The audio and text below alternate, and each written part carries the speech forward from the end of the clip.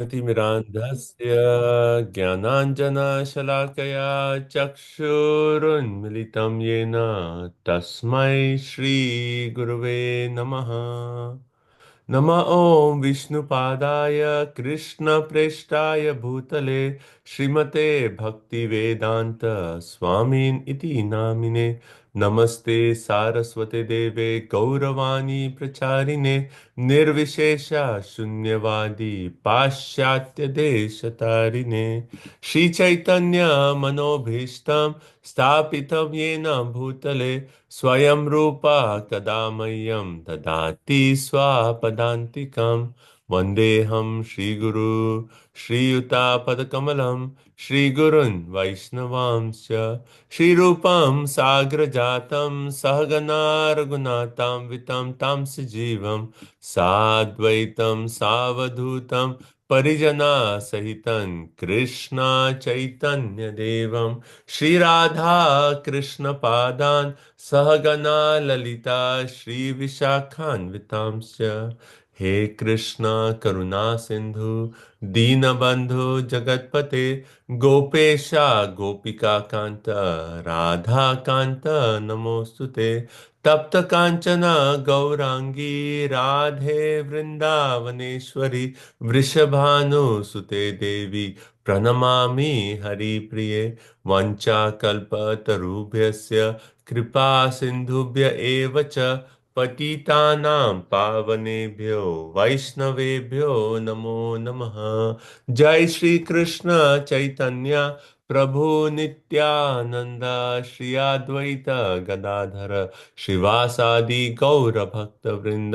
हरे कृष्णा कृष्णा कृष्णा हरे हरे हरे राम राम राम राम हरे हरे। ओम नमो भगवते वासुदेवाय। ओम नमो भगवते वासुदेवाय। ओम नमो भगवते वासुदेवाय। नारायण नमस्कृत्यं नरं चैव नरोत्तमं देवीं सरस्वतीं व्यासं ततो जयमुदीरये। श्रीमतां स्वकथा कृष्ण पुण्य श्रवण कीर्तनं हृद्यन्तस्व भद्राणि विधुनोति सुरसतां नष्टप्रायेषु अभद्रेषु नित्यं भागवत सेवया भगवती उत्तमश्लोके भक्तिर्भवति नैष्टिकी। सर्वशास्त्राब्धि पीयूष सर्ववैदिक सत्फल सर्वसिद्धांत रत्नाद्य सर्वलौकिक दृक्पद सर्वभागवत प्राण श्रीमद्भागवतो प्रभु कलिदन्तोतितादित्य श्रीकृष्ण परिवर्तिता परमानंद पाठाय प्रेम वर्ष अक्षराय ते सर्वदा सर्वसेवाय श्रीकृष्णाय नमोस्तुते। मद एक बंधु मद संगेन मद गुरुन् मद महाधन मद निस्तारक मद भाग्य मद आनंद नमोस्तुते। असाधु साधु तादा इन अचिनीचोत ताकरा हाना मुंचा कदाचिन्मां प्रेम न हृत कंथयो स्फुरः। ग्रंथरा श्रीमद् भागवताम की जय। Hare Krishna, everyone. Thank you for joining. So let's get started. We are in third canto, chapter number 28 of the Srimad Bhagavatam. And before we start, if you're okay, if you'd like to turn your videos, you're welcome to do so.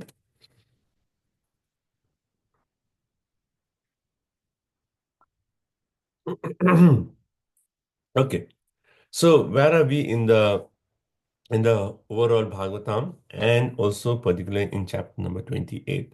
So we are reading about Kapila Dev's instructions to Devahuti, and particularly he's focused on the aspect of, first we talked about bhakti, pure devotion service in chapter number 25. Then he talked of Sankhya Yoga, which was 26, 27. And then in 28, he's talking of Ashtanga Yoga, right? Or Dhyana Yoga, which is, referred to in chapter 6 of the Bhagavad Gita. And so these are the three processes. And the process of Sankhya Yoga and the process of Astanga Yoga, he's explained it in a very devotional perspective, that how Sankhya leads to bringing one to the point of devotional service, how yoga leads one to the again aspect of devotional service, but the personal meditation on the form of the Lord. right? So that is the overall theme. So this will be the chapter where we are going to, the chapter which is focused on Astanga Yoga leading to Bhakti, right? Everyone with me, following the flow, right? So after this, chapter number 29 will again, devotee will again come back to pure devotional service. So again, we'll continue about the aspects of pure devotional service. So this chapter 28, it's a very nice chapter, a chapter for meditation, particularly meditating on the form of the Lord. So what did we discuss in this chapter? So in this chapter, Kapila Dev first explained the different limbs of the Ashtanga Yoga, and he started off from he started off from Yam, Niyam, Asan, Pranayam, Pratyahar, Dharana, Dhyan, Samadhi, right? So this is the eighth Ashtanga. And then in Yam and Niyam, he basically pointed out there were like 18 items that he talked about in Yam and Niyam. Yam and Niyam basically refers to what one should do and what one should not do, right? These two aspects. Right? So in Yam and Niyam, he talked about how one should execute one's prescribed duties to the best of his ability. Then he talked about how one should eat very frugally. So this is Ekadashi, so we can meditate on this point. Eat very frugally. Then he talks about like how one should be truthful, how one should be non-violent, how one should be celibate, right? Then how one should be austere, cleanliness. And we see how Prabhupada is relating all these points to the aspect of devotional service. Right? And then one of the points, so to go to how, to make the point that how Kapila Dev's teachings are Astanga Yoga, but very devotional perspective. One of the limbs of Yama and Niyam, he explains is what? One should actually worship the lotus feet of a spiritual master. And which, if you see in Nectar of Devotion, when Rupa Goswami is actually listing 64 different qualities of devotional service, then he actually, what is the first three? It's all related to worshipping the spiritual master. Guru Pada Shraya, right? Taking shelter. So that aspect, which is actually first of those 64 limbs of that Rupa Goswami says, we see that aspect in Yam and Niyam, which is in the first two of the eight aspects of Ashtanga Yoga. Right? Then, after explaining Yam Niyam, then he comes to Asan. The Asan is he says that how one attains steadiness. When we do asanas, what happens? We attain steadiness. And then from asana, he came to pranayam, then pratyahar. Pranayam, all breathing exercises. Then pratyahar means withdrawing our senses from material sense objects. So pratyahar. Then dharana, dhyan. So these are the two aspects that we are actually discussing right now. So before going to dharana and dhyan, he actually makes a point that what is the result of doing pranayam? And we discussed that how in Ayurveda we have this concept of kapha, pitta, and vayu, right? And if you go to an Ayurvedic doctor, he'll come and he'll tell you, oh, your pitta is too high, so don't eat hot things. He'll give you some things, right? And he says, Ayurveda says, all our diseases is because of the imbalance of kapha, pitta, and vayu. Right? Then, so what does Kapila Muni say? He actually says by pranayam, one can actually destroy the imbalance of these doshas in the body. So even for devotees, like one way we can do pranayam, but when we are doing pranayam, the pranayam is not so much for, you know, it's not like an aspect of devotional service. We don't consider pranayam as an aspect of devotional service, but we may do it because it helps us with our health, so that our health, which is a body which is to be used in service of Krishna, we want to actually take care of the body. So in that way, we can do pranayam, right? So pranayam, the result of pranayam is to balance the imbalance of the doshas in the body. Then the result of dharana is actually it destroys sins, just by doing dharana. Then yeah, pratyahar is actually it frees one from association of sense objects. Right? Our senses are naturally attracted to different sense objects, but it frees us from that association. And then the aspect of dhyan is actually one can overcome the influence of three modes of material nature. Right? So I mean, we are all, if everyone remembers in Bhagavad Gita, we have that illustration of how we are controlled by the three modes of material nature. right? And this aspect can be seen in every aspect of our life, right? We get up in the morning, we are influenced by mode of ignorance, then during the day, mode of passion, then and then also like morning, yes, ignorance, but if we actually get up in Mangla Arati, time, Brahma Muhurta, time, then mode of goodness is there, right? Night time is mode of ignorance. So all these modes are acting. But here, the Kapil Dev is making the point that when you actually engage in dhyan, then we actually get free above the influence of the three modes of material nature. Hmm. So, so those are the effects. Now coming back to dharana and dhyan. So what is dharana? So all these, so yam, niyam, asan, pranayam, pratyahar is withdrawal, right? Then dharana, dhyan are actually deeper states of meditation. Okay.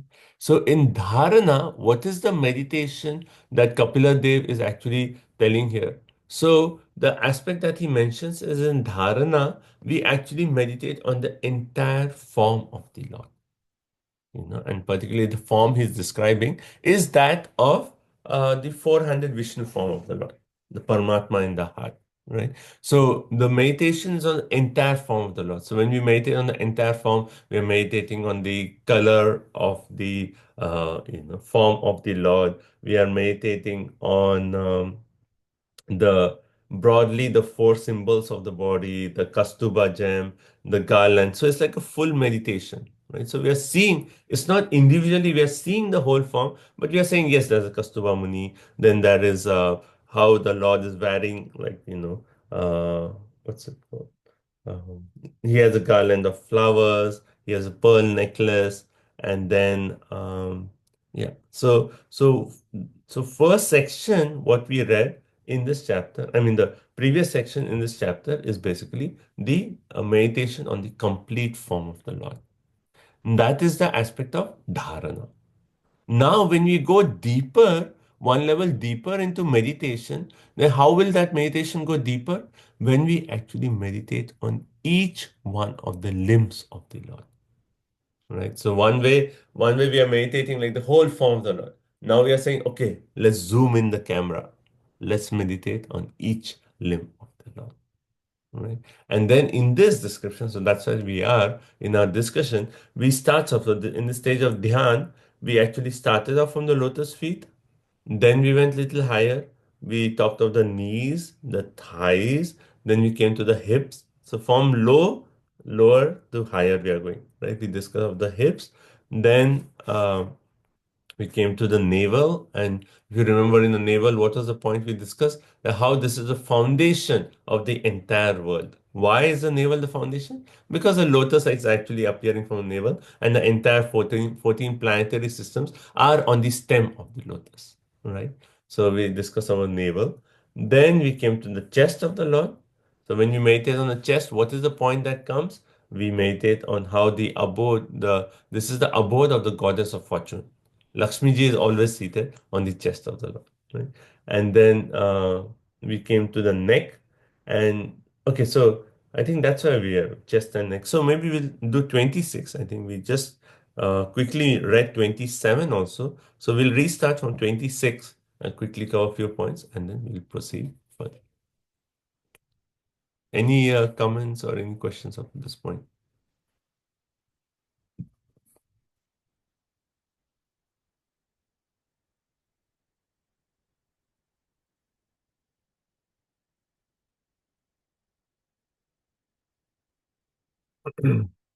Everyone okay with that Astanga Yoga and the devotional aspect of Astanga Yoga coming to Dharana and Dhyan?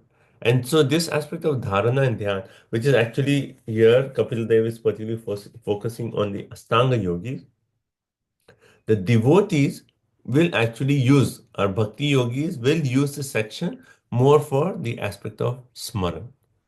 So we have Shravanam, Kirtanam, Smaranam, right? Third aspect. So that third aspect of bhakti is actually the seventh aspect in Astanga Yoga, right? So Smaranam, and here it is, seventh aspect of Astanga Yoga, where we are talking of again meditation on the limb. So particularly this section is very nice for devotees because we can actually meditate to engage in Smaranam of the Lord by this section.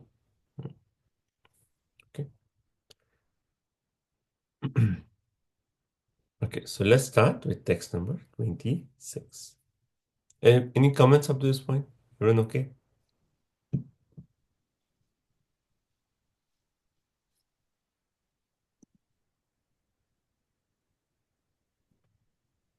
Okay, so text number 26.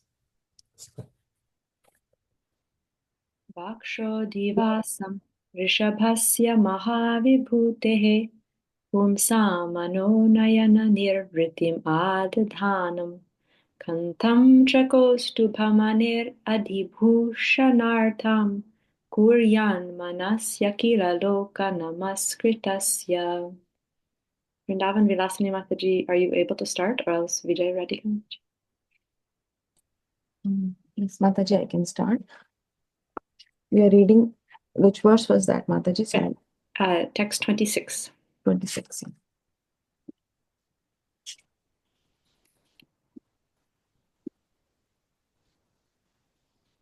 The yogi should then meditate on the chest of the Supreme Personality of Godhead, the abode of Goddess Mahalakshmi. The Lord's chest is the source of all transcendental pleasure for the mind and full satisfaction for the eyes. The yogi should then imprint on his mind the neck of the Personality of Godhead, who is adored by the entire universe. The neck of the Lord serves to enhance the beauty of the Kastuba gem which hangs on his chest. Hare Krishna. Mm. So two aspects are discussed here, the chest and the neck, right? So we are going higher and higher. And if you're like really appreciating this section, then in your mind, like one word Prabhupada used, we should imprint in our mind, right? So what does it mean to imprint? Like, how sometimes we have this, what's that called? The rubber stamp, right? You have a book and then you like, imprint. Okay, stamped it. Then the imprint. So we have to imprint in our mind this form of the Lord. So two aspects, the chest and the neck. So what is described about the chest? First it says Adhivasam Mahavibhutehe. Adhivas, who lives on the chest? Mahavibhute. The Mahalakshmi actually resides on the chest. And then it says Pumsa Manaha Nayana Nivritim. What does this mean? That the chest of the Lord, those who actually meditate, make an imprint of the chest of the Lord in the mind. Then for them, nayana means the eyes, nivritim, it actually gives transcendental pleasure to the mind and the eyes. Imagine like, so our happiness that we are all looking for, this is the happiness that we are really aspiring for. That finally we need to get the happiness when we see the form of the Lord and we feel like, oh, this is so beautiful. And then our mind and our eyes, we feel like, oh, this is the highest. This is the perfection of my eyes. The perfection of my mind is just to meditate on the chest of the Lord. Right? Then further, the neck, Kantham, he says, Akhila Loka Namaskrita. That Lord who is actually adorned by the entire universe. What does everyone come? The entire universe. They see the glory of the Lord, and what do? They bend their neck and they offer obeisances. Right? you know and that Lord who is actually adorned by the whole universe, we should meditate on the neck of that Lord. And then it's very interesting, it says Kastuva mani, right? So we already read about Kastuva gem, which is on the chest. Now the neck is enhancing the beauty of Kastuva gem, right? We make this point, bhushana bhushanangam. That means what? So normally, when people they wear jewelry, the jewelry is meant to enhance their beauty, right? They wear some earrings, they wear some jewelry. And it's like, okay, jewelry is making the person look beautiful. But here, it is opposite. Krishna is enhancing the beauty of the jewelry. Krishna is all beautiful. But the jewelry is actually on Radha Golokananda, like let's say an earring is put. The earring becomes more beautiful because it is on Krishna. Right? So that way it is actually, so Krishna is enhancing the beauty. So neck is enhancing the beauty of Kastuba. Right? So Prabhupada explains that how Mahalakshmi, she's actually prowess, the power of the Lord is represented by Mahalakshmi, and hence she is the reservoir of all the energies. The reservoir, the energy to create, destroy, and maintain is actually stored in the chest. And by meditating on the chest, a yogi can derive the eight perfection. So there's Ashtanga Yoga and there is Ashta Siddhi. What is the Siddhi? Like Anima, Lagima, Prapti, Prakamya, right? So Anima means one becomes lighter than a feather, right? Anima, Lagima, Mahima, right? So one can become as heavy as a rock, right? One can Prakamya, get anything from anywhere. You're sitting here and you feel like, oh, mango season is going to start in India. Let me get a mango all the way from India, and you can actually get that. Right. So all those Ashta Siddhis are there. And one of the Ashta Siddhi is you can control the nature. You can say, oh, it's too hot today. It's too cold today. Let me change the nature so it becomes hot. So people get that kind of siddhi. And you say, like by meditating on the chest, then a yogi can derive the Ashta Siddhis. Now, Prabhupada makes a very interesting point. He says there is no difference between constantly visiting the temple and directly seeing the Lord and to meditate on the form of the Lord. So, either we go to a temple and we take darshan of Radha Golokananda, right? So, that's one. And the other aspect, you meditate on the form of the Lord. Both of them, one way, are actually the same. Now, and then Prabhupada makes the point that temple worship is meant for persons who are not so advanced. What does this mean? Like if you actually see in Rupa Goswami, when he actually lists the 64 items, he says, what are the five most powerful aspects of bhakti? And one of those five is actually what? Sri Murti Vigraha Sevaya. To serve the deity of the Lord. Right? Now, why is Prabhupada making the point that temple worship is meant for persons who are not so advanced to meditate on the form of the Lord? So is temple worship for neophytes? And then Rupa Goswami is saying one of the five most powerful aspects of bhakti. How do we, consolidate both these aspects? Would anyone like to share any thoughts?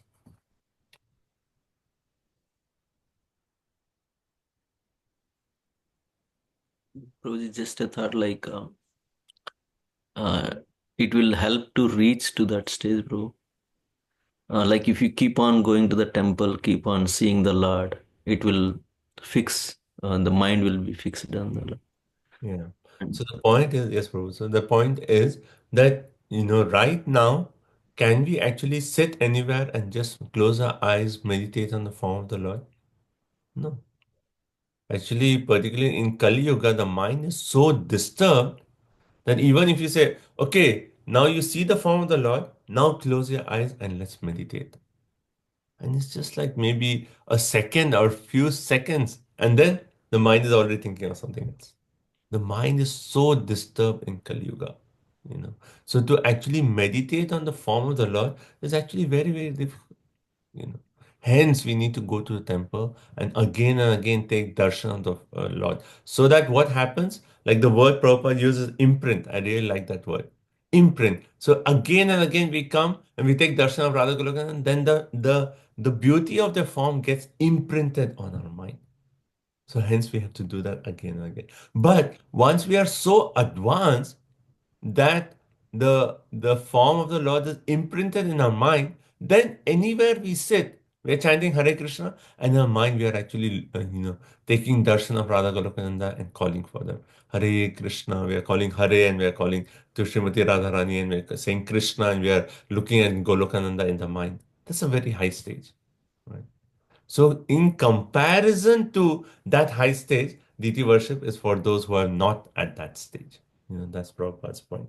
And hence, Prabhupada says the Lord bestows his blessings upon anyone who visits the temple, anyone who meditates on the form of the Lord, or anyone who actually hears the glories of the Lord from Bhagavad Gita or Srimad Bhagavatam. He says all three, one way, if you're doing it, what are you doing? You're directly coming in contact with the Lord. You come to a temple, you take darshan. In your mind, if you can meditate, that meditation. Or third, you hear about Krishna from Srimad Bhagavatam. All these three are actually one way, the same in the sense that one is actually directly connecting the Lord. Therefore, Prabhupada says the Lord bestows his blessings upon those who actually do either visit the temple or meditate on the form or hear. But then Prabhupada says, but the bhakti yogis, what they do? They take the special advantage of the process of hearing and chanting. You know. So for us, particularly in Kali Yuga, what is the most important aspect of devotional service? Shravana. Hearing. Again and again. And Bhagavatam is again and again repeating the importance of hearing. That's the key. Right? We have to do Shravanam. And even in Nectar of Instruction, Rupa Goswami makes the point. The first what should be? Do Shravana Dasa. That means we have to hear so much that we come to the next stage where we are accepting that, oh, yes, oh, everything I'm saying is true. But it has to start off with Shravana. We have to hear. And what did Kapila Dev say in the previous chapter? How much we have to hear? Hearing for a long time. For a very long time. So you have to really hear, you have to absorb, as much Harikatha as we can. Okay, so that's 26. So meditation. So where are we in our meditation? So if you're really reading section, then as we are going through, you're going through starting from lotus feet. Now we have come to the chest and we have come to the neck. Now let's see what is the next aspect we are progressing on. 27. Bahun Shamandara-gire parivartanena nirnikta-bahubalayana-dhilokapalan sanchintayed-shatarammasaya tejaha Shankham cha tatkara-saroruharajahamsam. Hare Krishna, the yogi should further meditate upon the Lord's four arms, which are the source of all the powers of the demigods who control the various functions of material nature. Then the yogi should concentrate on the polished ornaments which were burnished by Mount Mandara as it revolved. He should also duly contemplate the Lord's discus, the Sudarshana Chakra, which contains 1,000 spokes and a dazzling lustre, as well as the conch, which looks like a swan in his lotus-like palm. So, four aspects are there of meditation here. So, we have come to the chest and neck. Now, we are going to Bahu. Bahu means arms, right? Arms. So, Bahu. So, there are four arms. So, we are meditating on the four-handed form of Vishnu. And Adhika Loka Palan. So, these four hands are actually, Palan means those who actually control the universe. Adhika Loka Palan, those who are actually controlling the different aspects of the universe. The source of the power of all these controllers of the universe is stored in the arms of the Lord. So that's the first meditation. Second, it actually says, is the arm ornaments, right? The ornaments on the arm, right? And here it says, Mandara Gire Pari Vastanena, right? So these armlets of the Lord are actually polished. They are very shiny, right? Sometimes if you see a jewel, it appears very shiny, and you can make out, oh, this is just being polished, or this is brand new. It's just been polished, and hence it's so shiny. But after some time, even gold you wear after some time, then you can make out that, oh, it needs little polishing now. But how is the ornaments on the hand of the Lord? They always appear polished. Anytime you see, it's always polished. And how did it get polished? And here it is described. Then when a Lord appeared as Kurmadev, and when the Mount Mandara was placed on the back of Kurma, when that Mandara mountain was being churned by demigods on one side and demons on the other side, when that mountain was churning, by that churning, the ornaments actually got polished. So it is so amazing that when we are meditating, we are saying, oh, now I come to the armlets. And we thinking of the armlets, we're saying, wow, so polished. Oh, how did it get polished? Oh, when Kurma Dev came. So what is happening? The Roop is leading to what? The Leela. And that is the progression. First is Nam. Nam leads to Roop. Roop leads to Guna and Leela. But here we are actually going to the Leela aspect. So it's progressing higher to the Leela aspect. Right? So that is the armlet. Then it says Dasha Shata Avam. So Dasha means 10. Shata means 100. So 10 multiplied by 100, 1000. Right? 1000 what? Sudarshan Chakra, Asya Tejaha. So then we meditate on. So there are four symbols on Vishnu, right? What is the first symbol we are meditating on? the chakra. Right? And the chakra has how many spokes? 1000. And what is the yogi actually said to meditate on? Each one of the 1000 spokes. Imagine that meditation.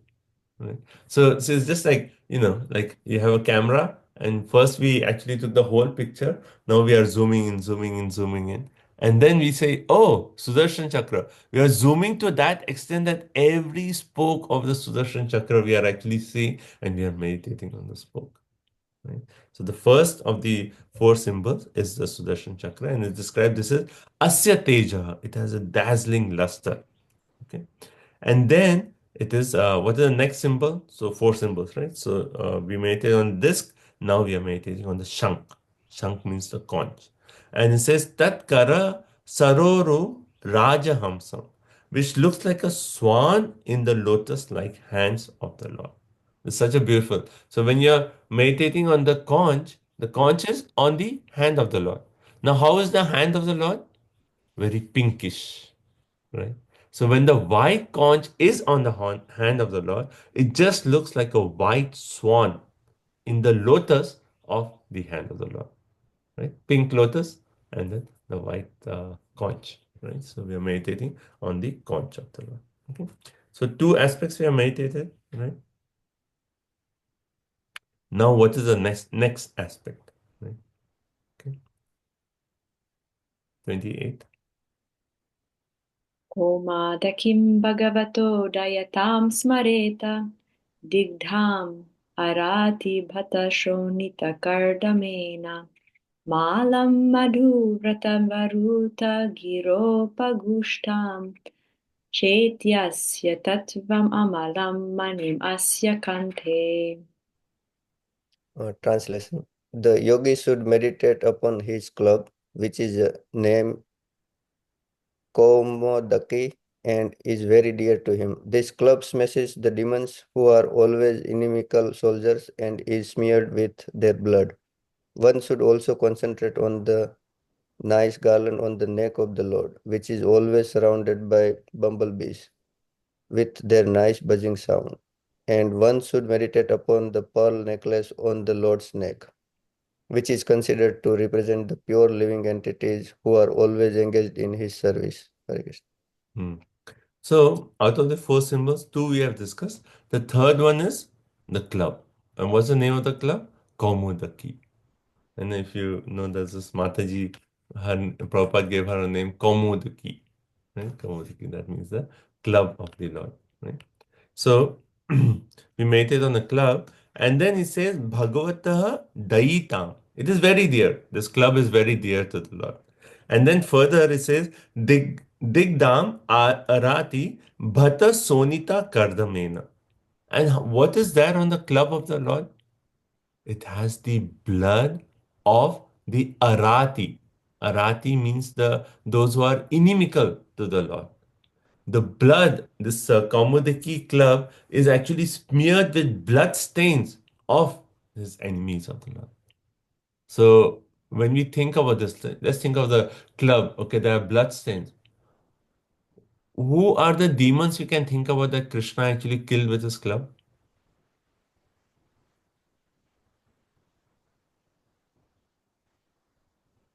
Anyone? Hiranyaksha. Hiranyaksha, yeah, that is the one that comes to our mind, right? We read about Varahadev, right? We read that earlier in the third canto. When Varahadev, he has a club in his hand, and with that he was actually fighting with Hiranyaksha, right? So again, the point is when you're meditating on the form that leads to a particular pastime, right? Then further, so we finished three. So Vishwanath Chakravarti Thakur says the lotus is not mentioned as the fourth symbol because throughout we are actually reading like how the feet are like lotus. So the lotus is not separately mentioned, but is actually considered that meditation is also there. Now, after these four symbols, then we go to Malam, the garland, right? And how is this? Madhuvrita Varutha. The garland is actually surrounded with a swarm of bumblebees. Right? As soon as you have a nice flower, then you see the flower, and immediately we have bumblebees, around the fragrance of the flower. So similarly, the flowers of the Lord, we already read when we were meditating on the whole form, we actually said how the flowers of the Lord, they never dry up. They are always fresh. Once you make a garland, it is fresh for eternity. So because it's fresh and has a beautiful, such a nice fragrance, then bumblebees are always surrounding the garland of the Lord. And if anyone remembers, I think in the 15th chapter, we read about this, that how when the bees are actually buzzing, then what are they doing? They are actually glorifying the Lord. The buzzing of the bee bzzz, is actually prayers from the different parts of the Vedas glorifying the Supreme Personality of Godhead. So see how like one aspect will lead to a deeper aspect of meditation. Okay, garland, bees. Oh, what are the bees saying? Oh, they are chanting so many prayers. Okay, we meditate on the prayers then. Right? Then manim kante asya. Then there's a pearl necklace on the neck of the Lord. Right? Now, this pearl necklace is said, Chaitasya Tattvam Amalam. It actually represents those who are amala. Mala means contaminated. Amala means or without contamination. Right? Srimad Bhagavatam Pramanam Amalam. Right? So there is no fault in Srimad Bhagavatam. It is the highest. Amalam. Here, the pearl necklace is represented to the Chaityasya Tattvam, the pure living entities who are always engaged in the service of the Lord. They are represented by this pearl necklace. So, very interesting. In this meditation, we saw the club, and the club had the blood stains of the enemies. Right? At the same time, we are meditating on the pearl necklace, and pearl necklace represents who? The pure devotees who are always engaged in service. So, hence, Prabhupada said there are two kinds of living entities. One is the arati. Arati are those who are averse to the pastime, those who are against the pastime of the Lord. So, for them, the Lord appears and with his club, and then he destroys those personalities. But those who are pure devotees of the Lord, then the Lord loves his pure devotees so much that he actually keeps them as a pearl necklace on his neck. Right? So we have a choice. Either we want to get smashed by the Kaumudaki club of Krishna, or we want to reside as the pearl necklace on the chest of the Lord, on the neck of the Lord. Okay. So 29. So we have come all the way, arms, armlets, four symbols, right? Now pearl necklace. Now we'll go higher. Let's see what is higher. Bhrityanukampita diyeha grihita murtehe sancintayed bhagavato vadanarravindam yad vishpuran makarakundalavakitena vidyoti tamalakapola mudaranasam. Hare Krishna. The yogi should then meditate on the lotus-like countenance of the Lord, who presents his different forms in this world out of compassion for the anxious devotees. His nose is prominent and his crystal clear cheeks are illuminated by the oscillation of his glittering alligator shaped earrings. Hare Krishna. Hmm. Right. So now we have come to the face of the Lord, right? So Sanchit. So if you see again in this verses, it actually uses the word Sanchintayat. Sanchintayat means one should meditate on. And here it says Grihiti Murti Bhagavata. So the Lord who actually accepts so many different forms. Why does the Lord accept so many different forms? In Bhagavad Gita, what do we read? Paritranaya sadhunam vinashaya dushkritam, right? To actually protect the devotees and to annihilate the demons. But actually, Prabhupada makes a point that to annihilate the demons, does the Lord need to come? I mean, he can just think that, oh, so and so, the most powerful demon is that Hiranyakashipu. Okay, maybe just like by his agency of one of his agency, one tiny aspect, some I don't know, like a hurricane or any of the material energies he could use and destroy the demons. Why does the Lord need to personally come to kill his demon? No, the Lord, he can do that through his energies. The Lord comes why? to out of compassion. So it's the verse starts with Britya Anukampita. Britya means servant. Anukampita, out of compassion. Out of compassion for his devotees, the Lord actually accepts different forms. Just for Prahlad Maharaj, the Lord actually accepted the form of Narsimhadev. Right? So different form just for his devotees. And then it says Vadana, his countenance is just like a lotus. Like so, any form he actually comes, his countenance is just like a lotus. And then the next part is very interesting. It says Vishwuram Makara Kundala. You have heard this before? Makara Kundala. There's actually a bhajan which actually says Makara Kundala. Right? It actually says the Kundala, the earrings are like what? Makara. Makara means like a sharp shaped earrings. So Vishwanath Chakravarti Thakur actually makes a very nice point here. Right. So he says, see, if you see that is this alligator shaped or shark shaped earrings. So these are actually glittering. So glittering earrings. And then it says, Valgita Vidyulita Amala Kapolam. Right. So what happens is the cheek of the Lord are so shiny that these earrings, right? These earrings, they actually illuminate the cheek of the Lord. Because earrings they reflect light, right? And they are actually making an impression on the cheek of the Lord. So Vishwanath Chakravarti Thakur is saying, and these earrings, they are actually always swaying. Right? Sometimes you can see like a jewel in the light, in the sunlight, at a particular angle, it will shine. You can see the shining, right? But these, they're always shining, right? And because they're always swaying. Why are they swaying? First reason is because next to the Lord, who is standing? The personal servants of the Lord. And what are they doing? They are always fanning the Lord. And because they fan the Lord, that wind is actually making the earring actually always sway. First reason. Second, when the associates of the Lord, right, they actually make some clever answers, then the Lord, especially in this is very funny that they say in India, they always say like this for your yes. And it is like just the opposite. In America, they will say this for no. In India, we do this for yes.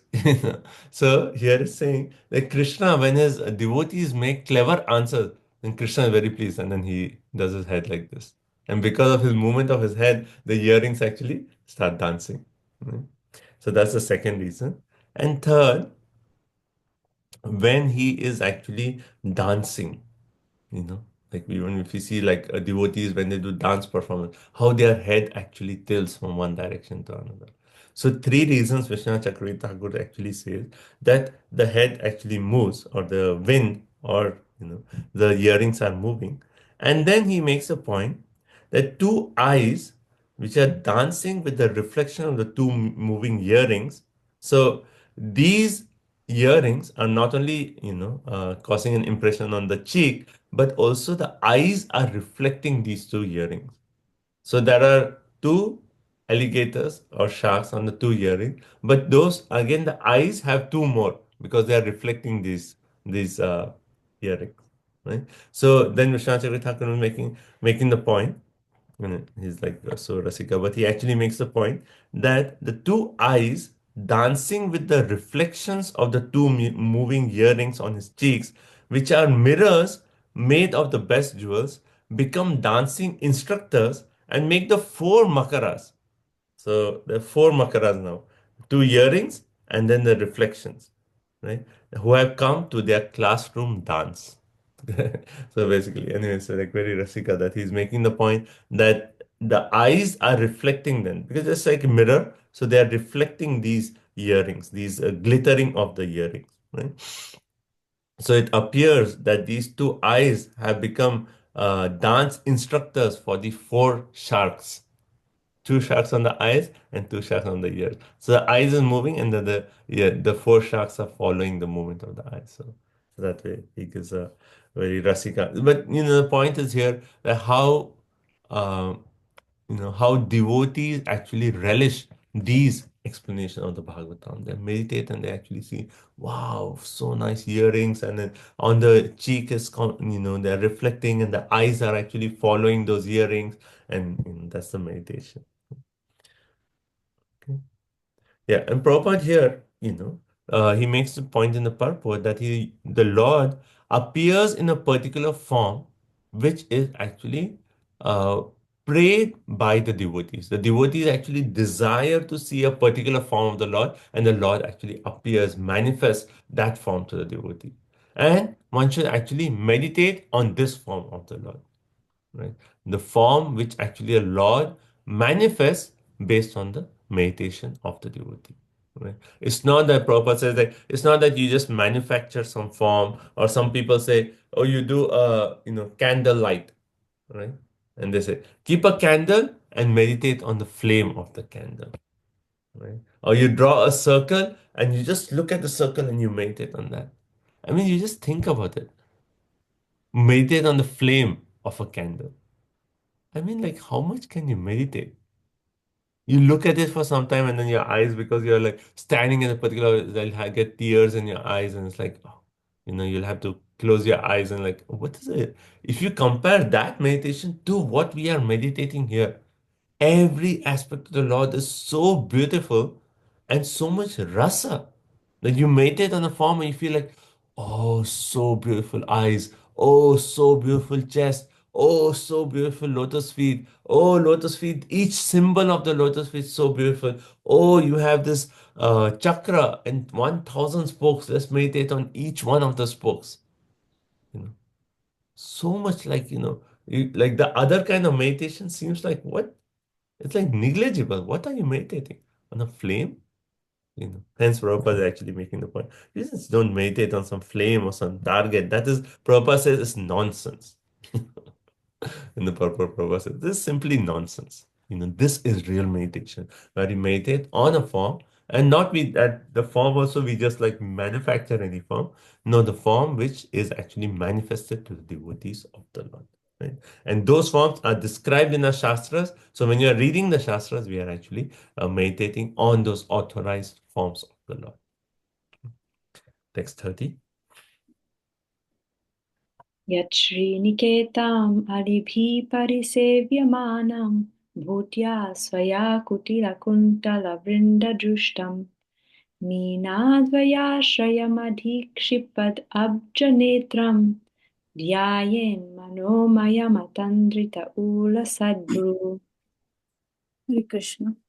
The yogi then meditates upon the beautiful face of the Lord, which is adorned with curly hair and decorated by lotus-like eyes and dancing eyebrows, a lotus surrounded by swarming bees, and a pair of swimming fish would be put to shame by its elegance.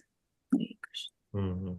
So here, what is the next meditation? Dhyayet, one should meditate on. And then he says, first is the face of the Lord. The face of the Lord is compared to what? Sri Niketan. What is Sri Niketan? Sometimes some people have the name Sri Niketan. Sri Niketan means lotus, right? So one should meditate on the face of the Lord, which is compared to a lotus. And then, uh, when you're meditating on the face, then the face is surrounded with what? Kutila Kuntala. Where do we hear this? Kutila Kuntalam.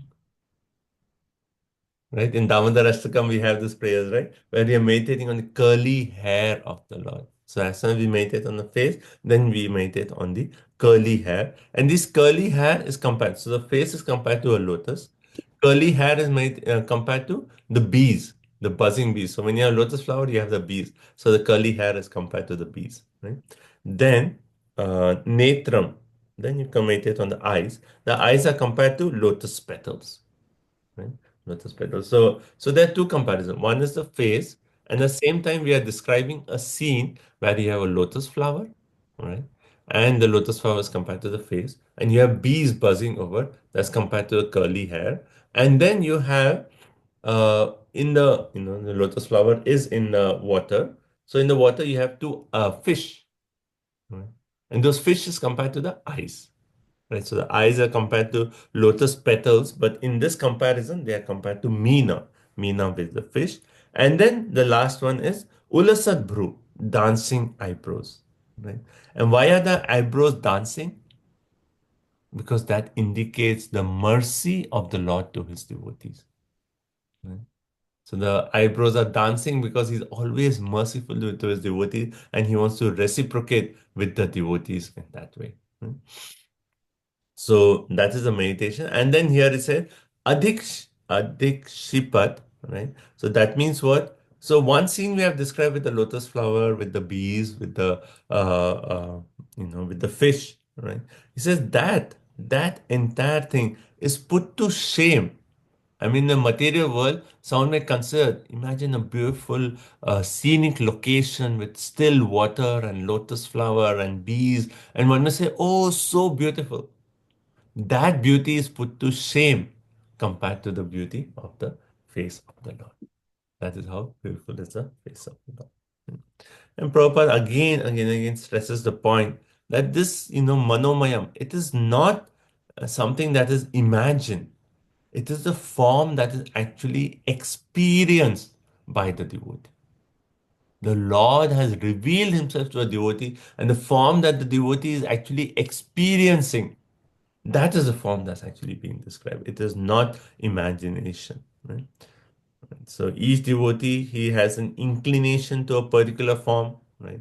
For us, normally it is Sham Sundar Krishna, but each devotee has a particular inclination, and he engages in service of the Lord by worshipping that particular form of the Lord. Okay, everyone okay? Any comments up to this point? We continue with the meditation. It's like some sections of the Bhagavatams are very philosophical, like we read in the previous Sankhya, so philosophical. This section of the Bhagavatam is more of meditation. Right? When we are saying all this, we are trying to meditate. Okay, what is the face of the Lord compared to eyes of the Lord compared to, etc., etc. Okay, 31. Text 31.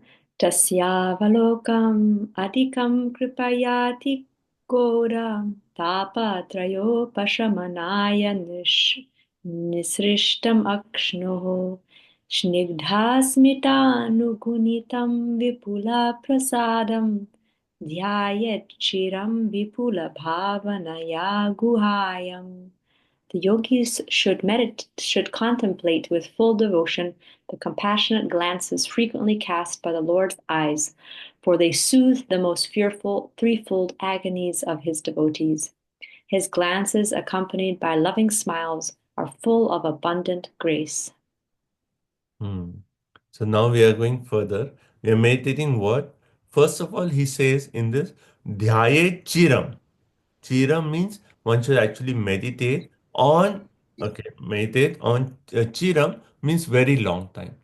Right? One should meditate for a very long time. And how should he do? Vipula Bhavanaya. With his heart, his guyam, his heart filled with devotion. You see how Ashtanga Yogi has brought one to the stage where it's saying, meditate for a long time with heart full of devotion. Right? So hence one has come to the aspect of devotion. Now what are we meditating on in this verse? Tasya avalokan. Right? So we are meditating on the glance of the Lord. Adhikam akshnu. From the eyes, the glance of the Lord. And how is the glance of the Lord described? Kripaya, full of compassion. I mean, like we can actually maybe relate to this that, you can see the glance and you can feel that, oh, the eyes are filled with so much compassion for us. Like, particularly like I'm thinking of Srila Prabhupada's eyes, like, when he's giving lectures or when he's doing kirtan, you look at Prabhupada's eyes, they always appear like moist, you know, like one way, like filled with tear. And then when you look at his glance, you just feel like, oh, he's so compassionate. The glance is filled with compassion. And when you see the eyes of these pure devotees, you can feel that compassion radiating from their eyes. And that is described here for the Lord. The eyes are filled with compassion. Then further, it says, and what is that compassion? Ati ghora tapatraya. Tapatraya, we have heard this before. Which verse has Tapatraya? Dharma Projita Kaitava, right? Tapatraya Unmulanam. So Tapatraya Unmulanam, that it says. Here it says Atigora Tapatraya Upashamanaya. So just a glance of the Lord soothes the most fearful threefold agonies of the devotee. And Prabhupada makes a very interesting point. He says, as long we are in conditional life in this material body, that we are going to suffer anxieties and agonies. That's going to be there. Right? This material world is a place of suffering. So we are in conditional life, we are going to experience. But even when one comes on the transcendental plane, one would say when one comes on the transcendental plane, there should be no problems, right? No anxieties, no right? No agonies. Isn't that? So Prabhupada is making a very interesting point. He says one can, even on the transcendental plane, one cannot avoid the influence of material energy. And it's a very interesting point that one may say that, especially like, okay, we take Prabhupada's example. Then, during the year 76, 77, we see how Prabhupada's body was actually, become so. My Guru Maharaj actually explains that when Prabhupada went to Gita Nagari and came back, and when Guru Maharaj was seeing, he was thinking like, oh, Prabhupada is just like kind of shrunk, just basically bones. He said there's nothing, it was just bones. So does a pure devotee not go through this? And then not only that, we see, disciples of Srila Prabhupada when they are, now, all of them are in their elderly age in 70s, some of them touching 80s. And, they are, like one may say, like, oh, are they experiencing these old age? Right? I mean, externally, they may fall sick, they may have, some, they may need like a stick to walk, all those things. And you may say, so Prabhupada is making, even on the transcendental plane, one cannot avoid these things. The body is going to go through that old age, and then, there will be some pain in that, but a devotee does not experience that pain. The laws of nature will go on. The body will get old, right? It's just the body will go through a cycle, but a devotee does not experience that pain. And why he does not experience the pain?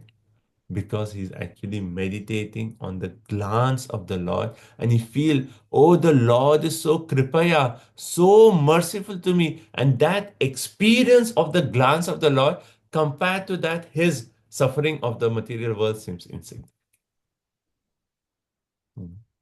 So it is not that once we take up devotional service, our body will be like, okay, now our body will not grow old. No, no, all those things will happen. We will go through the same phases, but by the being attracted by this merciful glance of the Lord, then we will not experience any pain. It's like, okay, yeah, it is there, but I'm just focused on the mercy of the Lord, so hence I don't experience anything.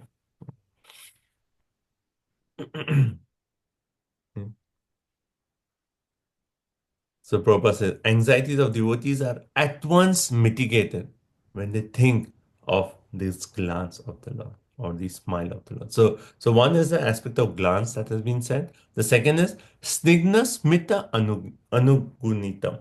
Is accompanied by, the glance is accompanied by loving smile. And the smile is vipula prasada. It is full of prasad. The smile of the Lord is full of prasad, abundant grace, abundant mercy. So Lord bestows innumerable favors upon his devotee, and this is the greatest manifestation of his mercy, just the smiling face of the Lord. So, I mean, for a devotee, what is his main meditation? That he uses his words, his body, his mind, his intelligence, everything he has, he wants to use it for what? Just to bring a smile on the face of the Lord. Right? And when a devotee experiences the smile of the Lord, he feels so happy that compared to the happiness, any misery of this material world seems insignificant. So that is the experience of a devotee. So it's very nice to think about these points, that it's not that once we take devotional service, our body will stop to grow old. I mean, that aspect is also there, that because devotees are so pure in their lifestyle and because they are so effulgent, they don't look as if they're growing old, but the body goes through those phases. And one should not be bewildered. Oh, he's a pure devotee. Why is he growing old? You know, why he has like a tooth pain? You know, all these things will happen. But devotee does not experience. Like the more he's transcendently situated, more he's just absorbed on the beauty and the mercy of the Lord. Okay. So, everyone okay? 32. Right. So 31, what was the main meditation? The glance and the smile. Right. Glance and the smile. Okay. 32. Asam harir avanatakhila lokatibram shokashu sagara vishoshanam atyudaram samohanaya rachitam nijamaya yasya bhru mandalam munikrite makaradvajasya. Hare Krishna, 320, 328, 32. A yogi should similarly meditate on the most benevolent smile of Lord Sri Hari, a smile which for all those who bow to him dries away the ocean of tears caused by intense grief. The yogi should also meditate on the Lord's arched eyebrows, which are manifested by his internal potency in the order to charm the sex god for the good of the sages. Hare Krishna. So, last verse we talked about the smile. Now Kapil Dev is again elaborating on the smile of the Lord. And he says, Hasam Hare, Hasa. You've heard this word hasya, right? Hasya rasa. Hasa means laughing or smile. So when again he's saying the smile of the Lord, what does it do? Akila avanata loka. For all people who actually loka, who actually bow down to him, what does a smile do? Vishoshanam Ashru Sagara. Ashru Sagara. There is a Sagara of our Ashru. There's one person who actually I heard in one class, he said, like, if you actually count the number of tears that we have, a conditioned soul sheds over lifetimes, that tears are sufficient to fill an entire ocean. Every lifetime, there's so much tears and suffering and suffering. And here it is actually saying, just if you look at the meditate on the smile of the Lord, then the smile will dry up our Ashru Sagara, our ocean of tears. It will dry it up. Immediately, all that Ashru, which is our lifetimes, will be like, oh, it's all over. I just want to meditate on the smile of the Lord. Right? So that is one. And Prabhupada makes the point. The bereavement of material existence immediately subsides for one who surrenders to the Lord and sees this benevolent smile. So if you're feeling low in your life, if you're feeling, oh, this while so much problem, so much anxiety, just come and meditate on the smile of the Lord. That's it. All our suffering is actually washed away. Then second aspect of this is samohanaya vachitam nijamaya asya bruha mandalam. That it actually says that next we have to meditate on what? The arched eyebrows of the Lord. Right? So, if you have a photo of Radha Golokananda, Radha Shamsundar in front of you, just meditate on the eyebrows of the Lord. And when you meditate on the eyebrows, what does it say? Here it says, Muni krite makaradhvajase. It actually conquers the charm of the sex god, and which is actually Muni krite, for best for the sages. Right? So how do we overcome sex? The desire for sex, right? And we read how many times Prabhupada actually quoting the fifth canto of Bhagavatam, he says, Pumsan striya mithuni bhava etam, that our main reason of existence here in this material world is the desire to enjoy the opposite sex. That sex desire is so deep rooted, but that sex desire can actually be mitigated if we just meditate on the arched eyebrows of the Lord. Right? And Prabhupada says the charming eyebrows so fascinating that one forgets the charm of the sex attraction.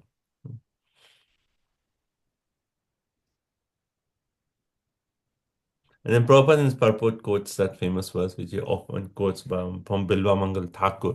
Yad avadi mama cheta Krishna padaravindo nava nava dham ne rantam asit tad avadi bata nara sangami smarayamane bhavati mukha vikara shushtu nishtiva nam cha. Right? So this is from Bilva Mangal Thakur, and he actually says, "Since I have given my mind and heart in the service of the Lord, right? Yad avadi mama chetaha Krishna padaravinde." When the mind is actually engaged in Krishna padaravinde, meditating on the lotus feet of the Lord, then what happens? Nava nava dhama. Nava Nava Dhamni Rantum Asit. Every moment I'm experiencing Nava Nava, new experiences. And like my mind is focusing on lotus feet, but is it like a still meditation? No, just by the meditation, every moment I'm experiencing newer and newer ecstasies or rasa in my body. Tav avadi bata nari sange. Then when I'm experiencing this, then the nari sange, that that so-called enjoyment by enjoying with nari sange, with the opposite sex, what happens? Bhavat mukha vikarta shushtu nishtavanamcha. Prabhupada said, I spite at the thought and I spit on the thought, like, oh, when I'm experiencing this higher pleasure and when I think of that lower sex pleasure in this material world, I just spit on the thought. How disgusting, so that is the whole point here. And when we get the experience, the higher taste, then the lower things become so insignificant. Otherwise, how can we give up that sex desire? How can we give up that desires in the material world, which is so strong? Only by getting this higher taste. And here, the higher taste is you just meditate on the eyebrows of the Lord, and the sex desire will get washed away. Okay? Prabhuji, Prabhupada in the purport is saying Yamunacharya. Is there a similar verse by Oh, Bhima? yeah, sorry, Yamnacharya. Sorry, it's Yamnacharya, not Bilvaman. Yamnacharya. So that's the verse. Yad Avadi. So if you just search on Vedabase, you can find it. Yad Vayedi Avadi Mama Chitta. I'll just put something there.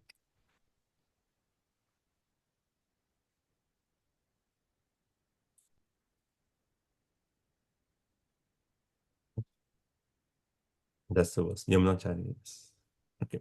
Text number 33. Right. So we made a smile, arched eyebrows. Now let's go further.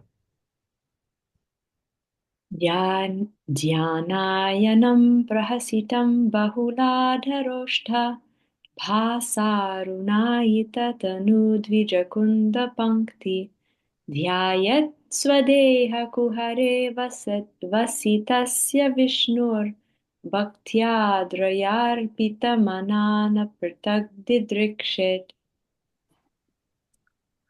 With devotion steeped in love and affection, the yogi should meditate within the core of his heart upon the laughter of Lord Vishnu. The laughter of Vishnu is so captivating that it can be easily meditated upon. When the Supreme Lord is laughing, one can see his small teeth, which resemble jasmine buds, rendered rosy by the splendor of his lips. Once devoting his mind to this, the yogi should no longer desire to see anything else. Hare Krishna. Right.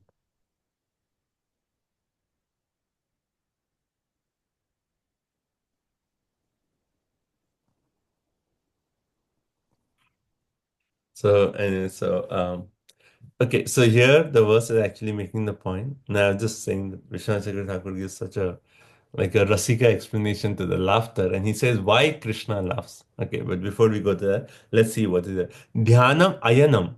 It is easy to meditate on what? The laughter of the Lord. Why is it easy to meditate? And then here further it actually describes that bhaktya aradraya, with devotion steeped in love, one should actually meditate on the laughter of the Lord, and his mind should be fixed on this form of Vishnu. And here particularly it says Vishnu who resides in the core of the heart, and one should not desire anything else, to see anything else. So point is for Ashtanga yogis, their meditation is on whom? Paramatma in the heart. So all the points that we have said is on Paramatma. But as these verses can also be used for meditation on our Ishtadev, Shama Sundar, hence Vishwanath Chakravarti Thakur actually relates this laughter into pastime that he actually describes. Right? So, Prahasitam Bahula, Lord's abundant laughter, right? And then further he actually makes the point that the splendor of his lips, right? So what is the color of the Lord's lips? It's kind of reddish or pinkish lips, right? So you have the teeth which are like jasmine buds. So everyone has seen a jasmine flower, right? Sometimes Radha Golokananda is offered the jasmine flower. So you can see the small buds. So his teeth is compared to small buds. And then the lips are like pinkish or reddish. And because the teeth are surrounded by these pinkish or reddish lips, then what does it make the teeth look? Appears as if the teeth themselves have become rosy by the influence of the lips. And when you're thinking about this, you can meditate on Radha Ramanji, right, in Vrindavan. And sometimes we can see the small teeth of Radha Ramanji.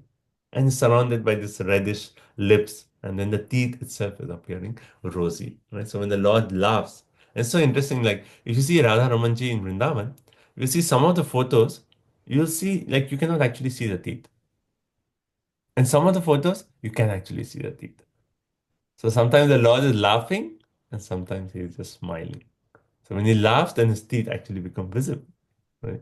So it's so nice verse of meditation. So basically that's the point. I want you to meditate on the abundant laughter of the Lord, which is actually easy to meditate on.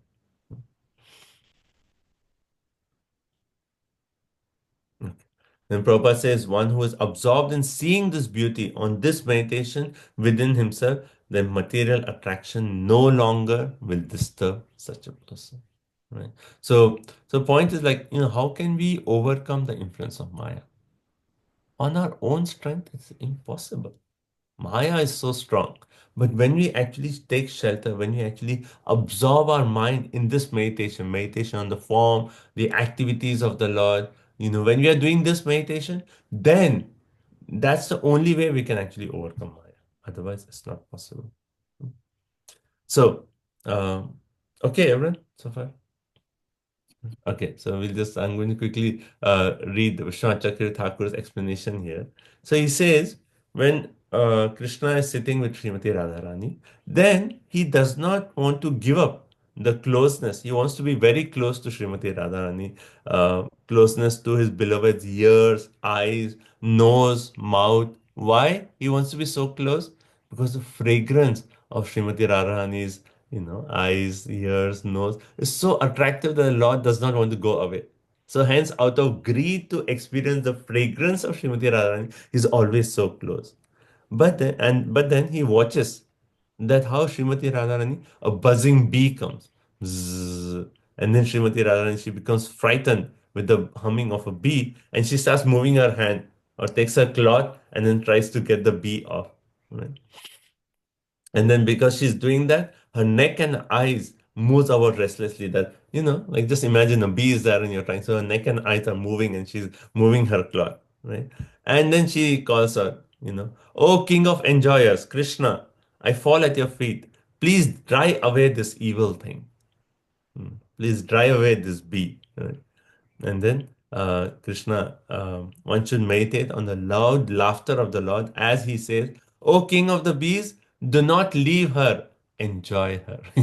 So Krishna is also like, he's enjoying how Srimati Radharani is doing this, and he's like, so Srimati Radharani is saying, "Oh King of enjoyers, I fall at your feet, take this away." And Krishna is just saying, "Oh bee, don't leave, don't leave." Because Krishna is so.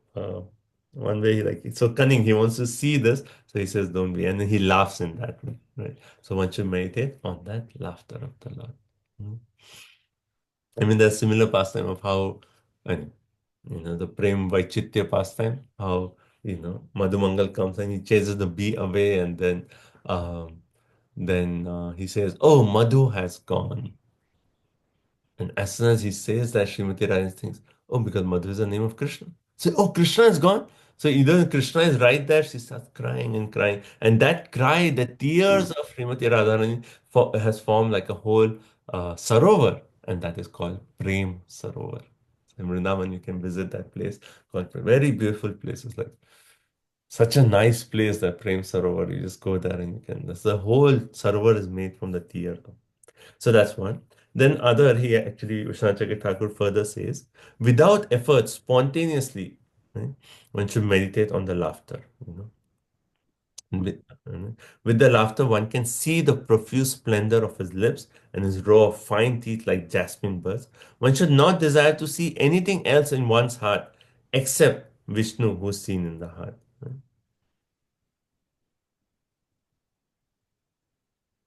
Okay, so that's the main thing. And then here he says the third anga of ninefold bhakti, which is actually meditating the smaranam, right? Smaranam, Shravanam, Kirtanam, Smaranam on the sweet form, qualities, and pastimes and avatars of the Lord has been described here. And for the Astanga yogi, it is actually the eighth step. Right?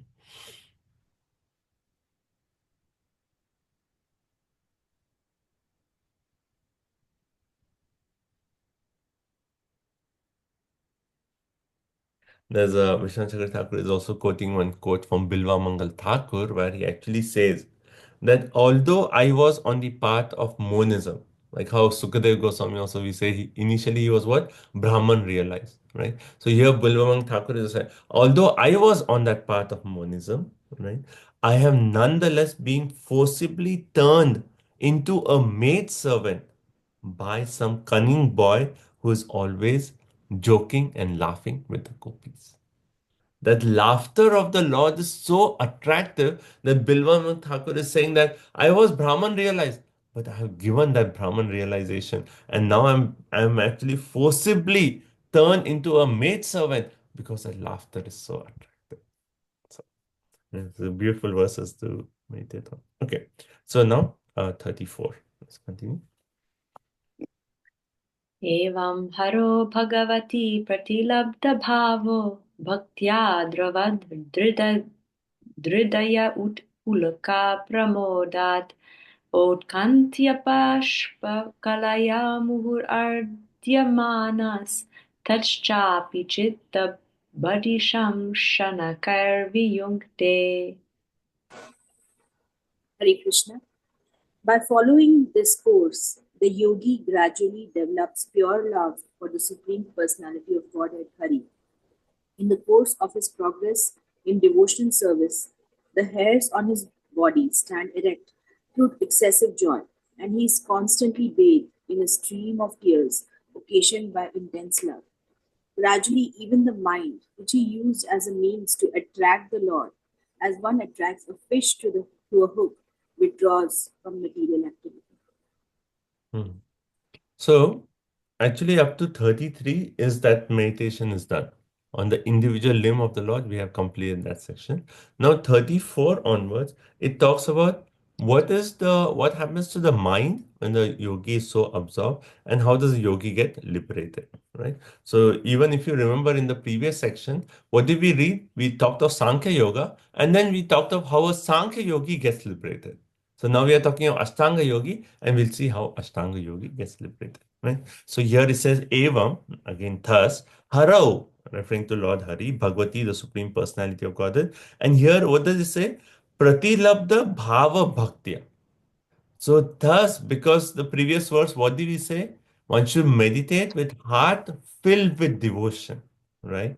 So here it's saying that when one, has actually meditated in that way, then in that mood of devotion, he's developed that pure love towards Hari by devotional service. Then what happens?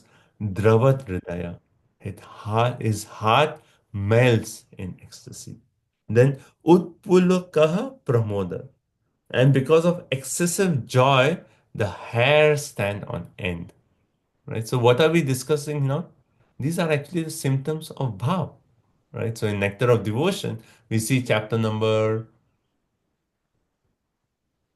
17 and 18, right? 17 and 18, where Rupa Goswami elaborates on bhav. He described these symptoms, and now we are saying an Astanga yogi is seeing this symptom: heart melting, hair standing on the body because of excess joy. Then Autkantya, Bhasma, Kalaya Muhu. right? Because his eyes are constantly bathed with tears of love. There are tears of love flowing because of his intense love, Autkantaya, right? And we see in Chaitanya Charitamrita, what do we read? We read Lord Chaitanya Mahaprabhu experiencing these symptoms where his hairs are standing on end, tears are flowing from his body. So here it is described, a yogi actually attains that stage. Now, further it says what? Api chitta badishan sankara vimuktya. Even the mind which he used as a means to attract the Lord, as one attracts a fish by a hook, right, gradually withdraws. So it is very interesting, this point. And Prabhupada gives one explanation, and we'll stick with that throughout. Vishwanath Chakravarti Thakur is giving slightly different explanation. But what is the point here?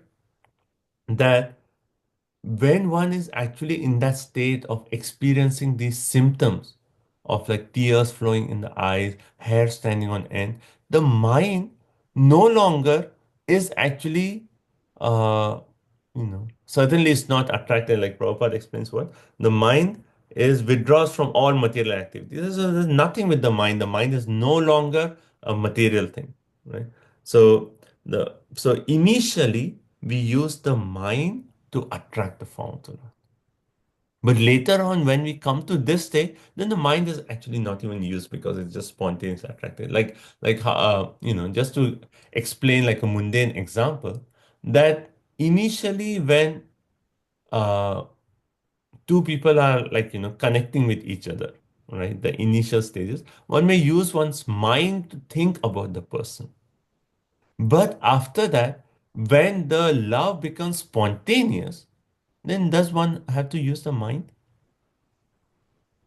Because even like let's say a mother and a child, that love is so spontaneous that even though the mind may be distressed or the mind may be happy because of some material reason, irrespective of the mind, the love is still spontaneously flowing to the child.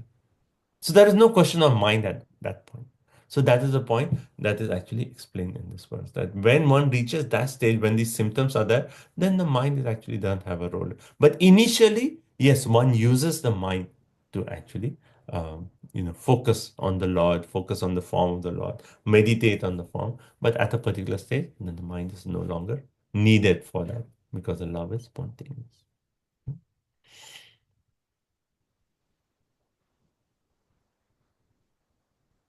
Okay, everyone understands this point?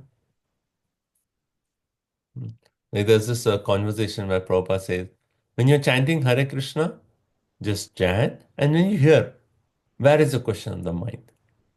Have you heard that? Then one may say, where is the question of the mind? But the mind is there. It is so distracting, right? Actually, this is in response to one disciple asked Prabhupada that, Prabhupada, my mind is, when I chant, my mind is always going here and there, and it's always so disturbed. What to do? Prabhupada said, where is the question of the mind? Chant Hare Krishna and hear. Right? Prabhupada makes it so easy. But the point that Prabhupada is making is that when that love for Krishna is actually, awakened in our heart, where is the question of the mind? You're calling Hare Krishna and you're really, it's like you're so absorbed in Krishna. There's no question on the mind that love for Krishna has come to that spontaneous state. But initially, in our stage, what do we have to do? That if we don't use our mind, then we are chanting Hare Krishna and the mind is thinking of everything else is not supposed to think. Right. And sometimes by chanting Hare Krishna, you get like, oh, such a nice idea. I should do this. Or, a to-do list. Oh, I forgot to do this. I had to do the laundry yesterday and now I don't have, clothes to wear or something other keeps coming in our mind. So at this stage, what do? We actually use our mind and we say, okay, mind, you don't need to think of anything else. Right?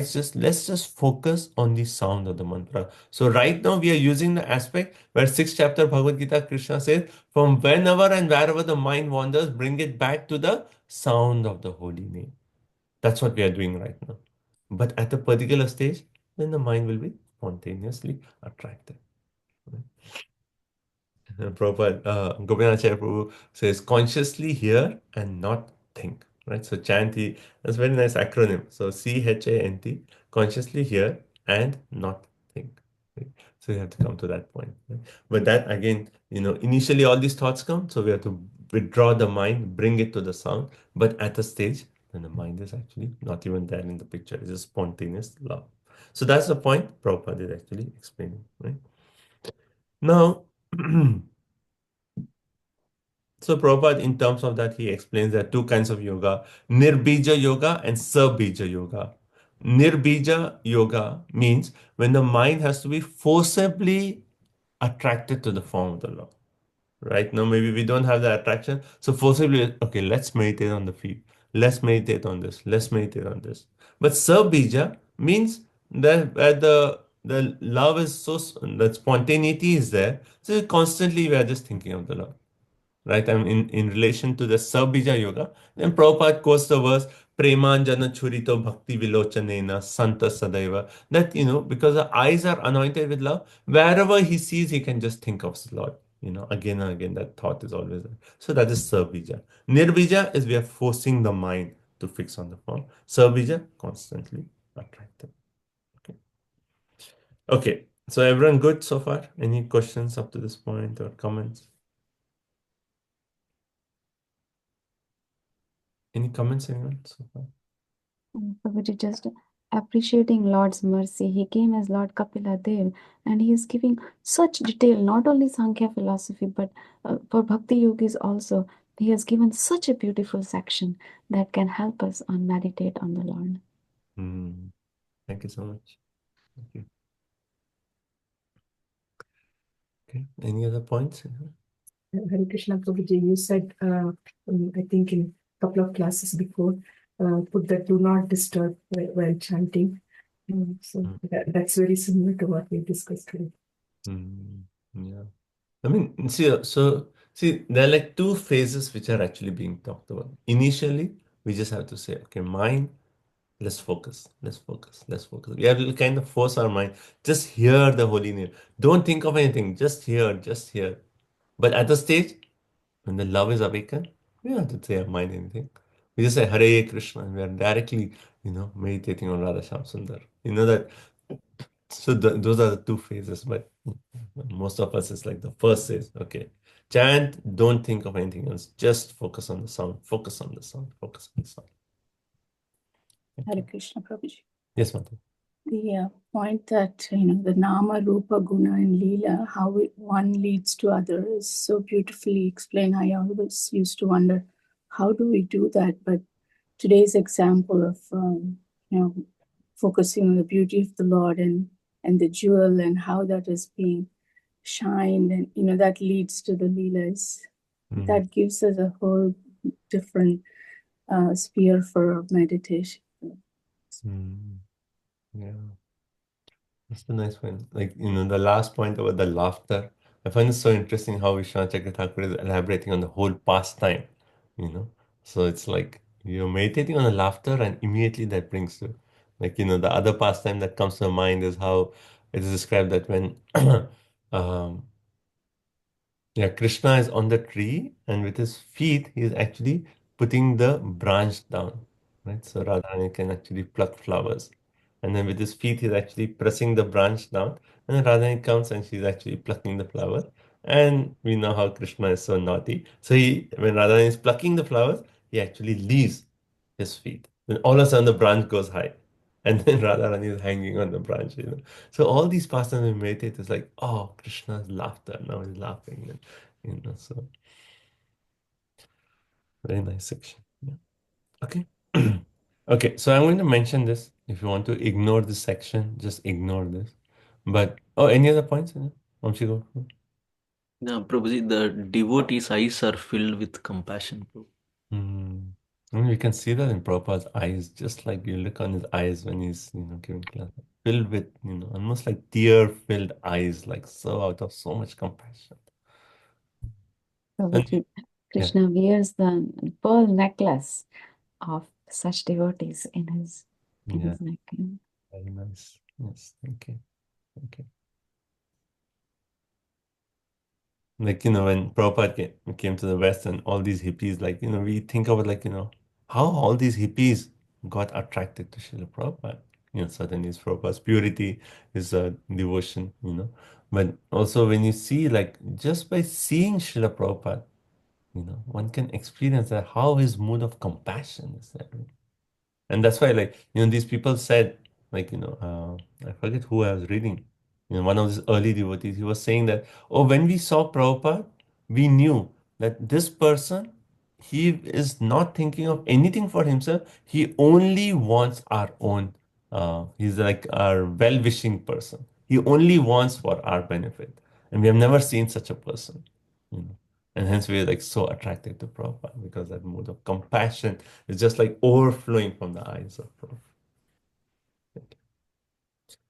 Any other points?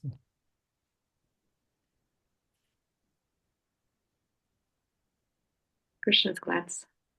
So compassionate that it drives away the grief or all the threefold miseries. Material existence. And if we meditate on that glance, then we don't get affected by the miseries.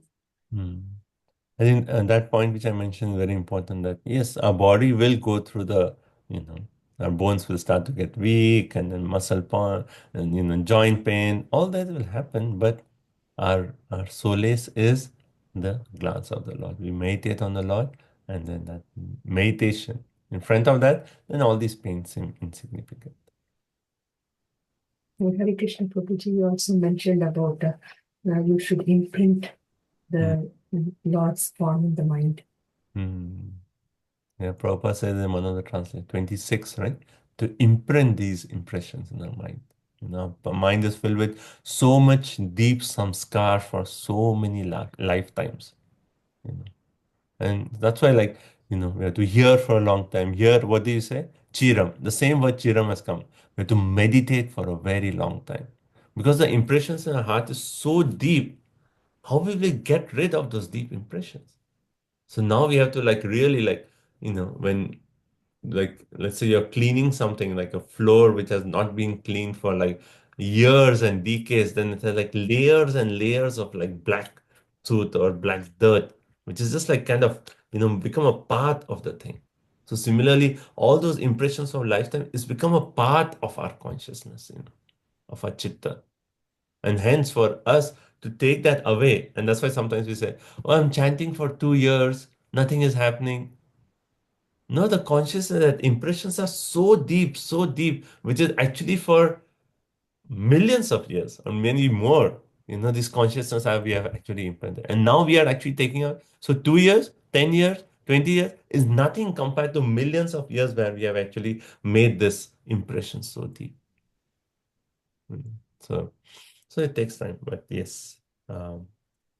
Yeah, by that long time, chiram, long time chanting, long time hearing, long time meditation, then that impressions can be washed away.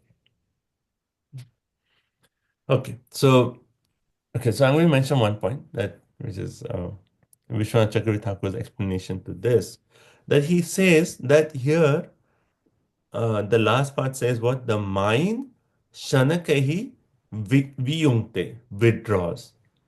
Now the mind, and also the word is used gradually. Shanakai means gradually withdraws. And one may say, come on, we have already come to the stage of dharana, dhyan, right? And we are already talking of heart filled with devotion. Where is the question of gradually withdrawing the mind at this stage? All right? Isn't that a good question? Like, I mean, you've already come so far. Gradually withdrawing the mind, that was in the earlier stage. Yes, in pranayam, pratyahar. Gradually you're withdrawing the mind. But we are here at the stage of already love, like the symptoms of bhava are actually appearing. So what is it gradually withdrawing from? And then Vishwanath Chakravarti Thakur gives the point, and he says, I'm making this point because he applies this for the rest of the verses in this chapter. He says that the foolish yogi, because we are talking of Astanga yogis, so the foolish yogi, he comes to the stage where he experiences bhav. He's meditating on the form and he's experiencing bhav. But then when he experiences symptoms, then he says, actually, because of his previous, how he cultivated that, he says, no, actually, the Brahman realization is higher than these impressions. And Vishwanath Thakur is saying, a foolish yogi thinks in that way because that's how he's actually cultivated his path. And now he's thinking, oh, no, no, all these like emotions are actually not good. I should come to a state where there are no emotions. Then what is he doing? He gradually withdraws his mind from the form of the Lord. Imagine he's come all the way, he's experiencing bhav, and then he's saying, no, no, no, no, this is not good. So gradually, it is difficult for him to withdraw from the form because he's naturally attracted, but because he's foolish and he has got some negative, samskar before, now he's withdrawing his mind from this form to go back to a Brahman realized state. And that is what a foolish yogi does. And then further, all the verses Vishwanath Chakra Thakur is explaining in this line, you know. And he's saying that, this is what, and he's cheated, that person is cheated of bhakti ras, that he's almost there, but then he's saying, oh, no, no, this is wrong. And then he's actually going back to a lower stage. Right? So, Prabhuji, this is actually true now also. The people who are following the path of impersonalism, they will go to the temple and then they will come back and they will say that, what is in the name of the Lord? And I was just shocked. mm, Yeah. that's a good point that practically that they may come in kirtan and they may say like, oh, so nice kirtan, right? I enjoyed Anandaya mujhe, right? But then they go back and say like, oh, but that is, that is some, some emotion. That's also material. That's a Mayavadi, right? They say even the name, the form is all Maya. Oh, that is Maya. But now you have to come and you have to just be Om Shanti, Shanti, and you have to, that's the state. So that's exactly, yeah, that's a good point. So that's what Vishwanath Thakur explains. He says, and that's why this hook is actually said because it's made of iron. It's not made of gold. If it makes of gold, then it just softens. It becomes soft and soft. But because made of iron, it melts, but then it becomes hard again. Because it's coming to the Brahman stage again.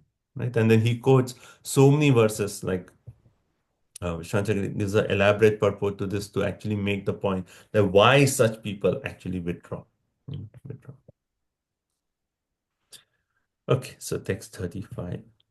Prabhuji, one dumb question, like Vishwanath Chakravarti Thakur, like, yes, did commented in English, Prabhuji, or someone from our parampara has translated? Yeah. I mean, this is certainly translated by, so, if you see, like there's one translation which I follow, and I don't know who is this. There's one translation which has been circulated. Like devotees here actually gave me many, many years back. So it has Vishwanath Chakravarti. That's what I'm following, and many devotees follow this. I know who's translated this, but another translation which is there is Bhanu Swami. He's translated so many. He's translated like Sat Sandarbhas of Jiva Goswami. I mean, it's amazing how much he has translated. So it is translated, yeah, into English. Yes. See, that is by Bhanu Swami that Mata is showing. Okay. Okay. Thanks. So should we take a break? Let's take a break and then we'll continue. So we came to the mind, right? How the mind withdraws and how Prabhupada explains the mind withdrawing. Prabhupada says mind is withdrawn from anything material, and Vishwanath Chakravarti Thakur is saying mind withdrawing from the form of the Lord Himself. Right? So now we'll continue, and he further talks of the mind and how finally it gains liberation. Okay, so let's take a quick break. We'll come back in 5 minutes. Okay, so thank you all so much. Srimad Bhagavatam ki jai.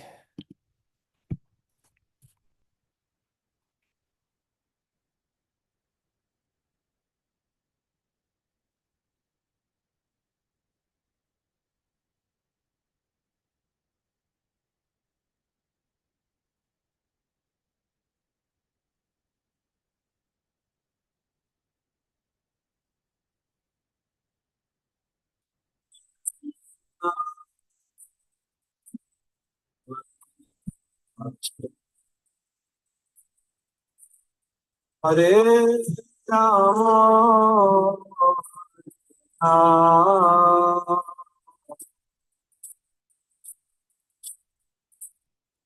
Rama Rama, Hare Hare, Hare Hare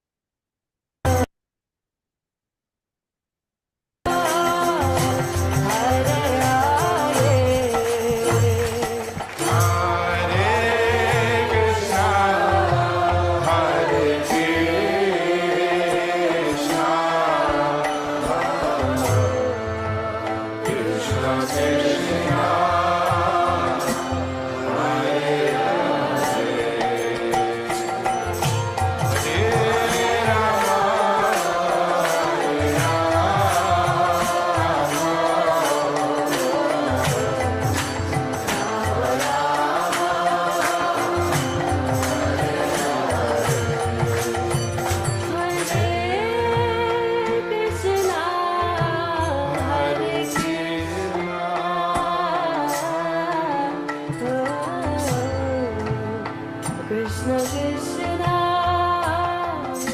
Hare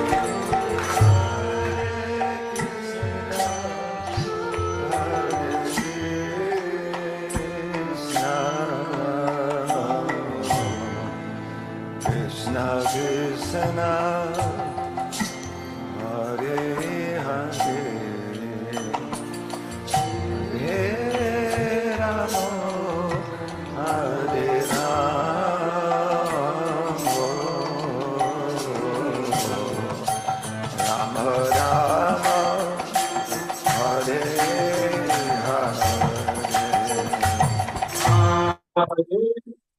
Rama Hare Rama Rama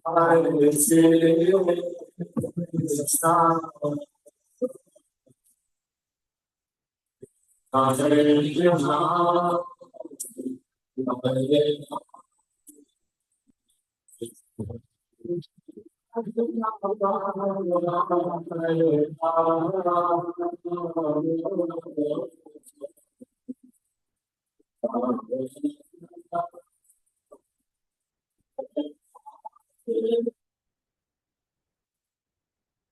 Hare Krishna, Krishna Krishna, Hare Hare, Hare Rama, Rama Rama, Hare Hare. Hare Krishna, everyone. So let's continue. Text number 35. Okay, 36. I love the kirtans you leave us with. They're always different, but always so sweet. Yeah, love these kirtans. Thank you. So let's continue. What was here? 35. 35, yeah. Muktashrayam yari nirvishayam Muktashrayam yarhir nirvishayam viraktam nirvanam richati mana sahasayatarchi atmanamatra purusho vyavadhanamekam anvikshate pratinivritta guna pravaha.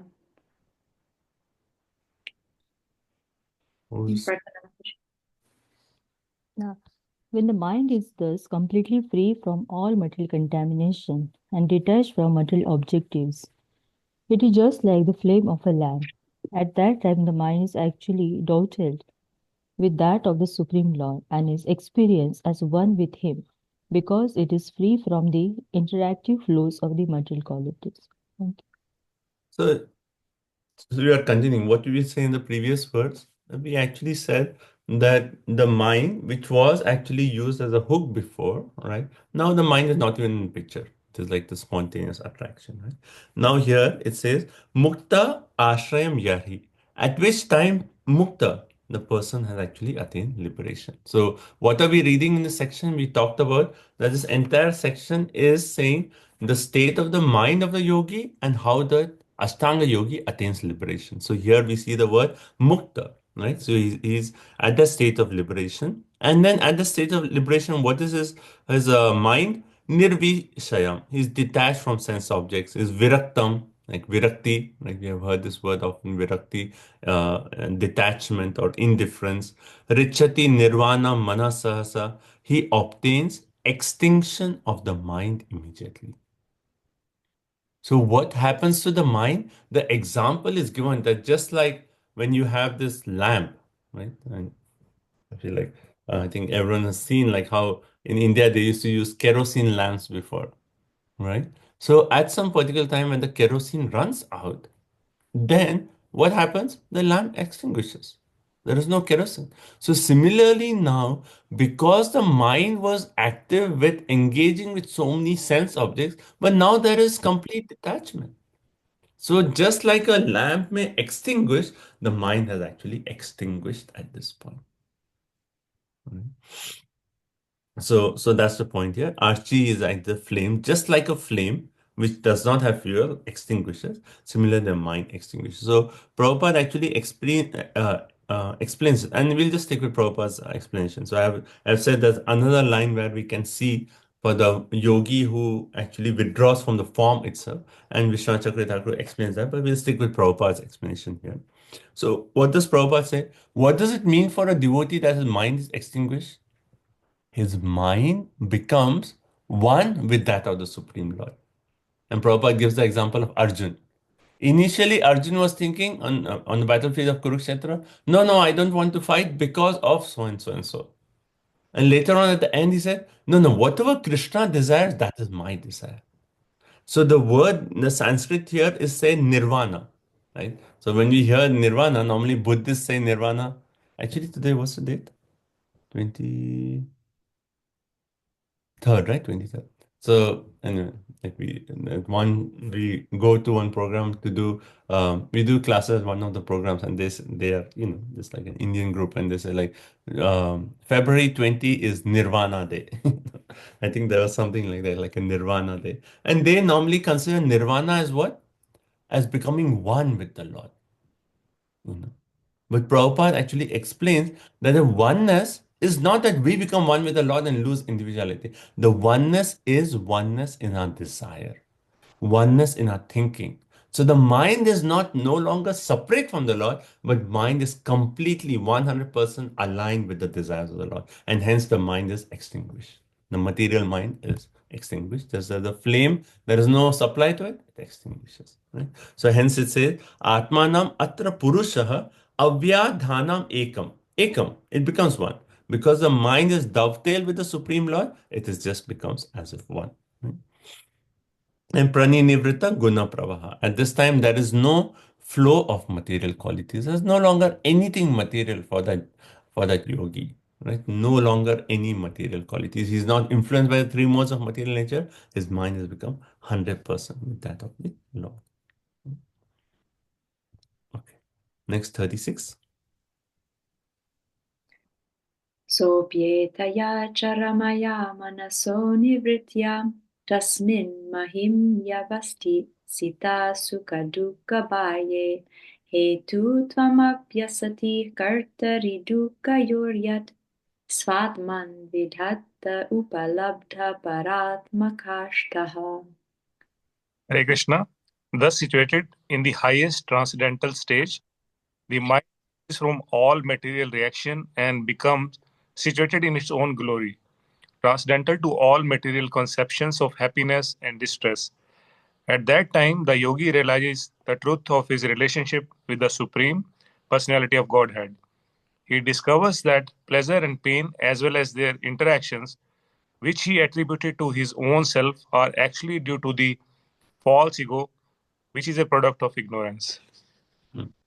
So further is actually making the point. Saha, this kind of yogi, charamaya nivritya manasa. That means what? The manasa, the mind, there's ultimate cessation of material reaction. So we already talked about how the mind is like extinguished like a lamp, right? Archie, like a lamp is extinguished. And basically here is come ultimate cessation. There is no longer anything material. It is the ultimate cessation of his material existence. And then Mahimni avasita. That means what? One is situated in his own Mahima.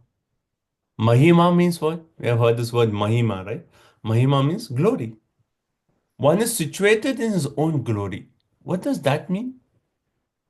We have read this in one of the purports before that the Jiva, what is the position of Jiva? It is a shining particle of the Supreme Personality of God. But can we realize, are we in that situation of the shining particle? No. Right now we are covered. It is shining particle, but it's covered. But now, since it's ultimate cessation of all material activities, what is now our jiva? Now it is situated in its own glory as a pure part and parcel of Krishna. Imagine Krishna, the Supreme Personality of Godhead, who is full of all opulences, Satchidananda Vigraha. Now we get the qualities of that Lord. Right? Satchidananda, the Jiva becomes Satchidananda, right? And hence he becomes situated in his Mahimni, his ultimate glory. And then Sukha Dukkha Bhaya. He realizes that the happiness that I was experiencing, Hetuvam, what was the cause of that? Asati Kartavi. That because of false ego, I was thinking that I am, okay, so because of false ego, I was thinking I am this body. Hence, I was in ignorance. And because of the ignorance, what was I thinking? That I am the doer, right? Which is a verse, Prakriti Kriyamanani Gunai Karmani Sarvasa Ahankara Vimudatma Kartaham. Because of Ahankar, false ego, I think I'm the doer. And when I'm the doer, then I think, oh, by doing this activity, I'll be happy. And then I don't get success, I experience. I don't get success, I experience distress. So because I think I am the doer, I'm experiencing all this happiness and distress. And that doership is because of ignorance. That ignorance is because of false ego. But now it's all over. It's all done. There is no longer any material, reaction or existence left.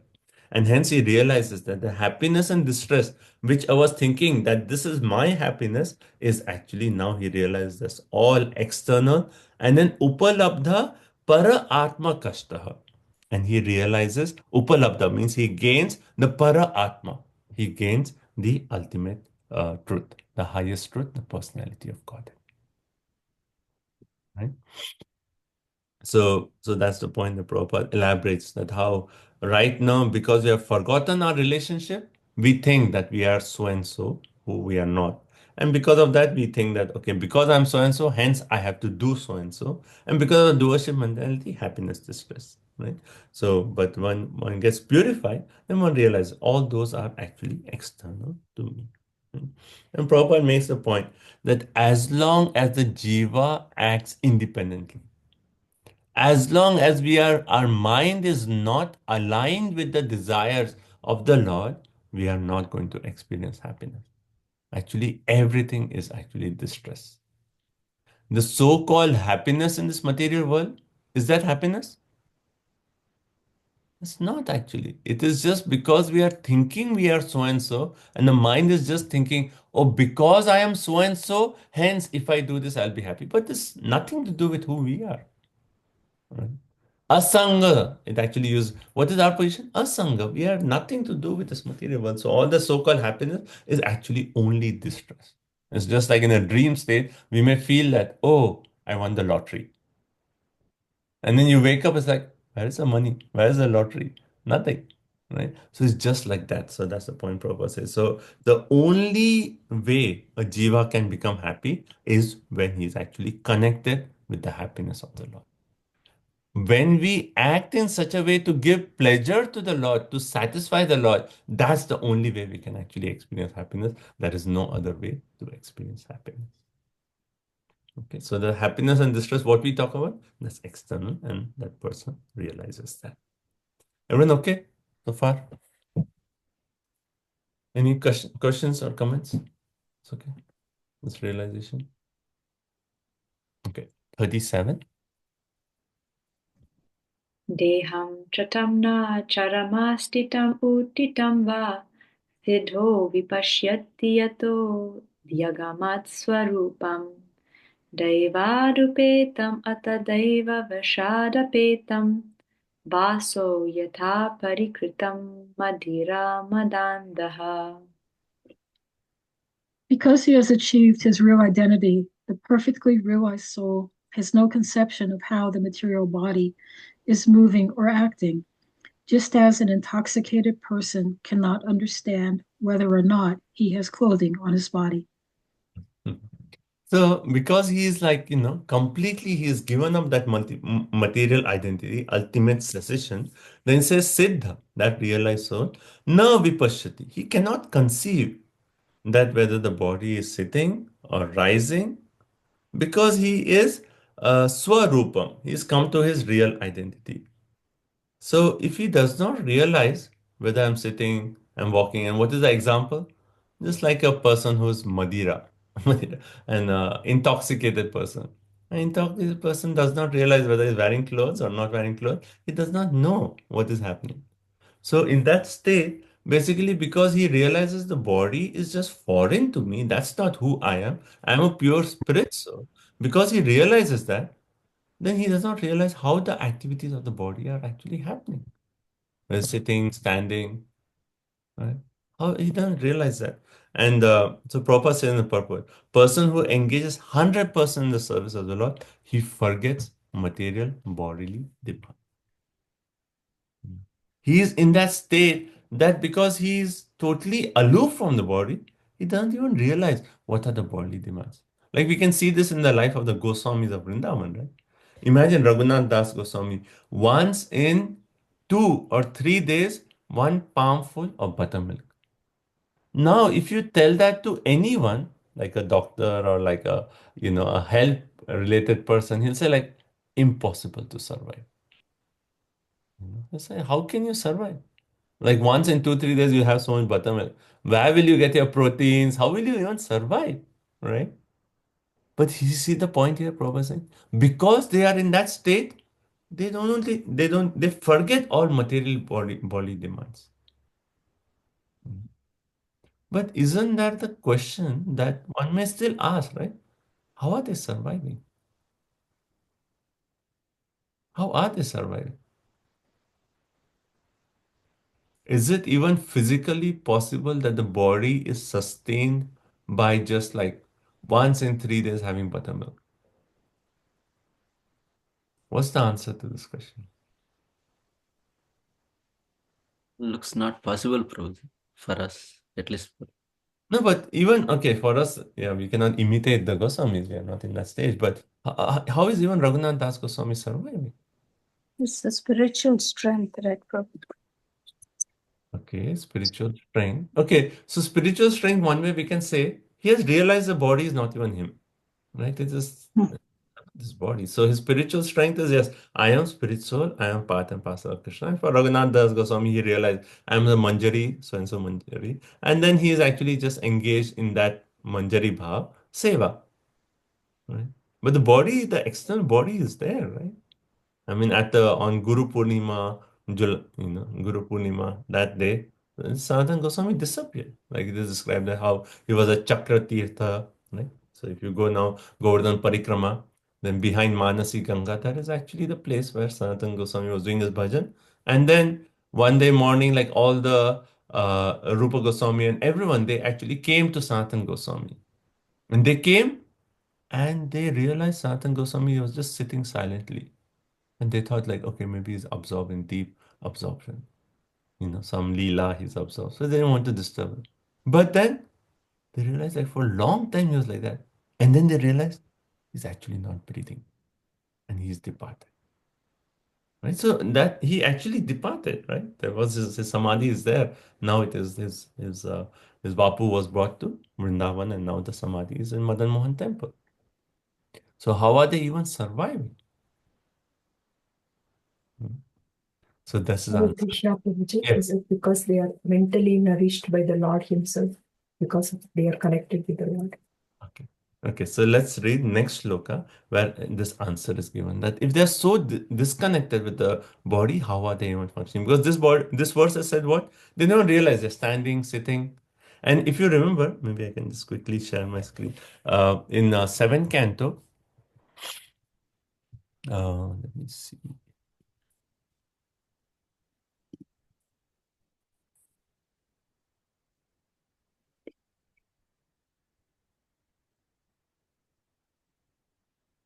So in 7th canto, when Prahlad Maharaj's introduction is given, the moment where it starts describing that Hiranyakashipu had 4 sons. The eldest of them was Prahlad. then immediately it starts describing the glories of Prahlad Maharaj.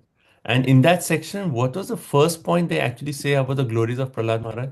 Exactly the point that we are reading here. So let's see, Canto 7, chapter 4. So towards the end, we see, I think that's 13. Yeah. So if you see this verse here,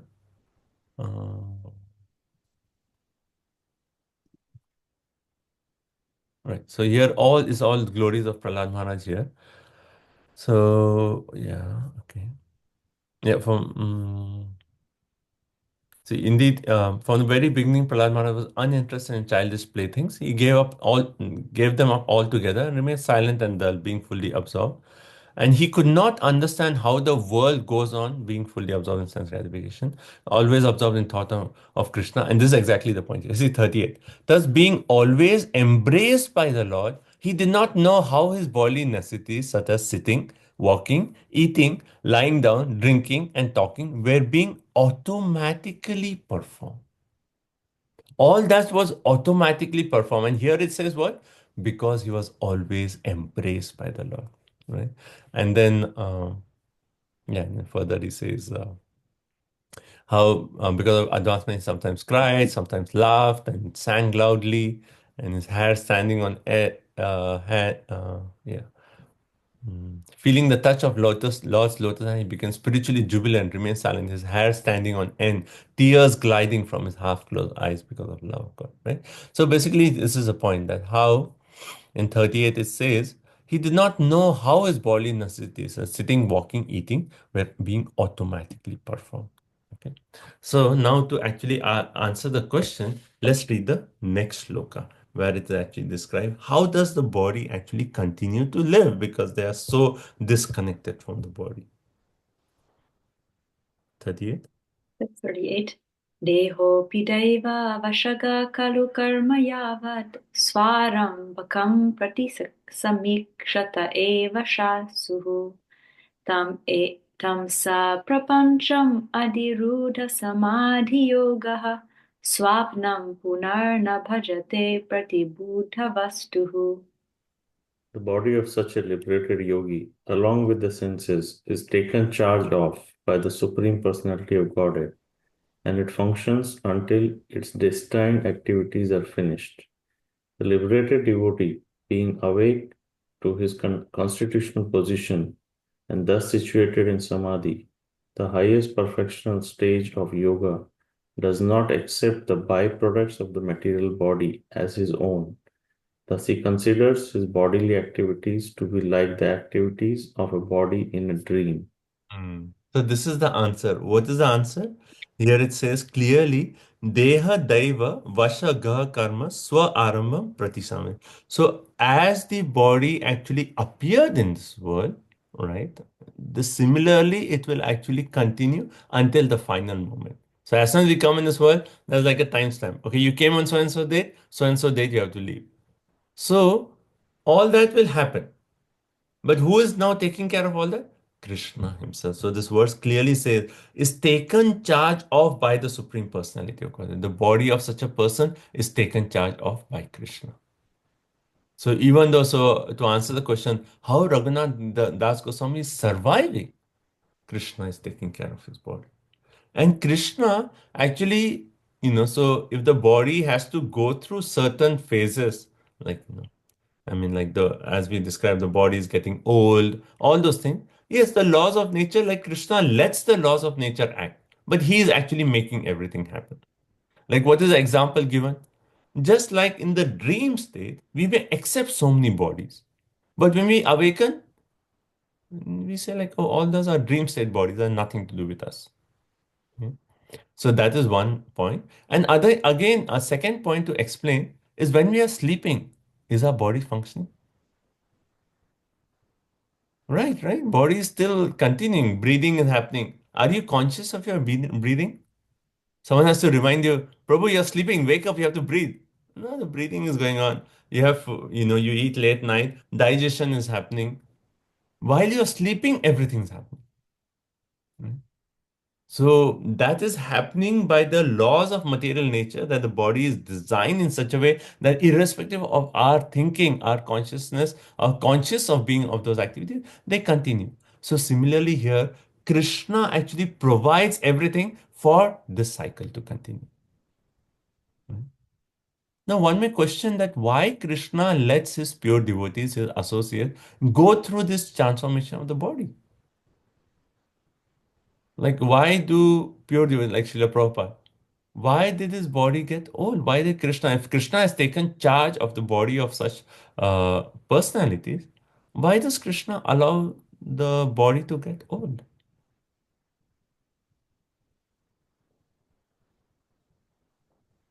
What is the answer to this question?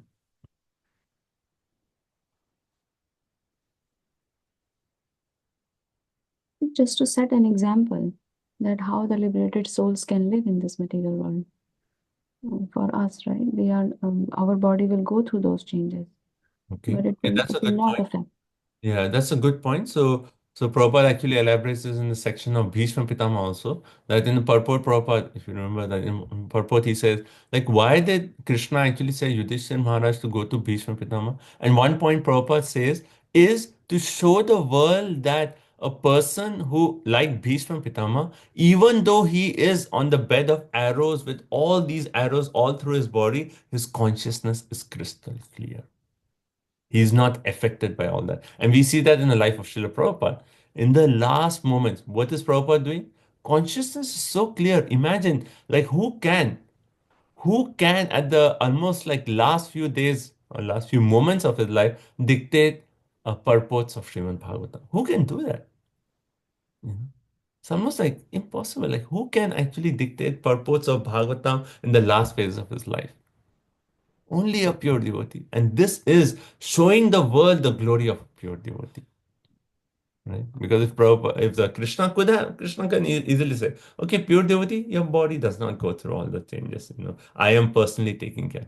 But he lets it go through for actually establishing the glory of the devotee, first point. Second point, to actually set the example for others. Because we say how Prabhupada is showing us the perfect way to live. And if Prabhupada's body had not gone through this transformation, it's like, oh, we cannot relate to Prabhupada because he is a pure devotee. But Prabhupada showed us the perfect way to live, right? So to glorify the devotees, second, to set the right example for all of us, to show us the art of living and the art of leaving, right? Second. Then third point, this actually Vishwanath Chakravarti Thakur quotes in the 10th canto, he says, to protect the confidentiality of bhakti.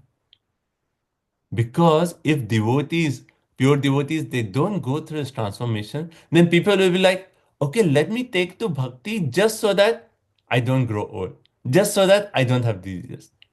But Krishna wants to protect the confidence. Bhakti is so precious, so rare that Krishna does not want anyone with wrong motives to actually take up bhakti. Right? So that's point number 3.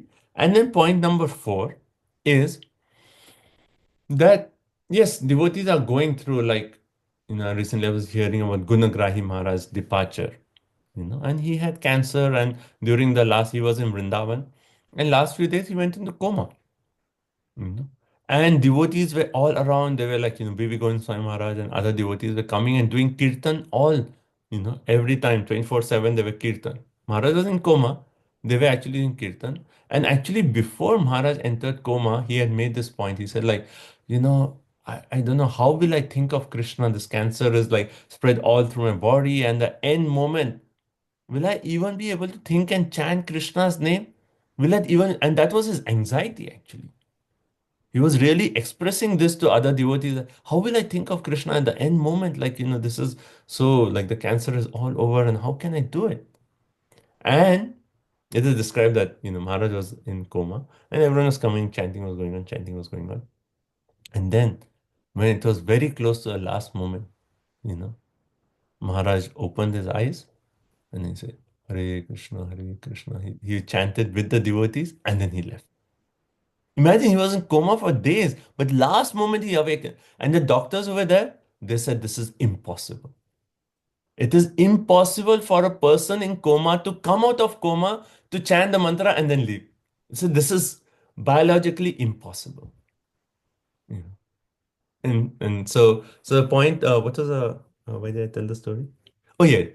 So the fourth point was when devotees actually go through such phases, it actually intensifies their devotion to the Lord. So point number 4, Krishna allows the devotees to go through this phase to intensify their devotion to the Lord. Right? So 4 points that why Krishna allows, the devotees to go through. And how does the body of devotees survive? Krishna personally takes charge of their devotees. So here clearly Prabhupada says, is taken charge of by the Supreme Personality of God. Right? So all the bodily functions are taken charge of by Supreme Personality of God. Okay, next 39. Everyone okay? Follow? Yeah. Okay, 39. Hare Krishna, Prabhuji. Yeah. My internet dropped. I missed the first 2 points. Is it possible to say Yeah. it again? So first point was maybe someone who's written can say, because I didn't write the right order in my points. Someone can post in the chat, Prabhu. That's okay. First was to glorify the To devotee. glorify the devotees, Second one, to set an example for us. set an example for us. Third is to protect confidentiality of bhakti. And fourth is to intensify their devotion to the Lord. Okay. Next verse, 39.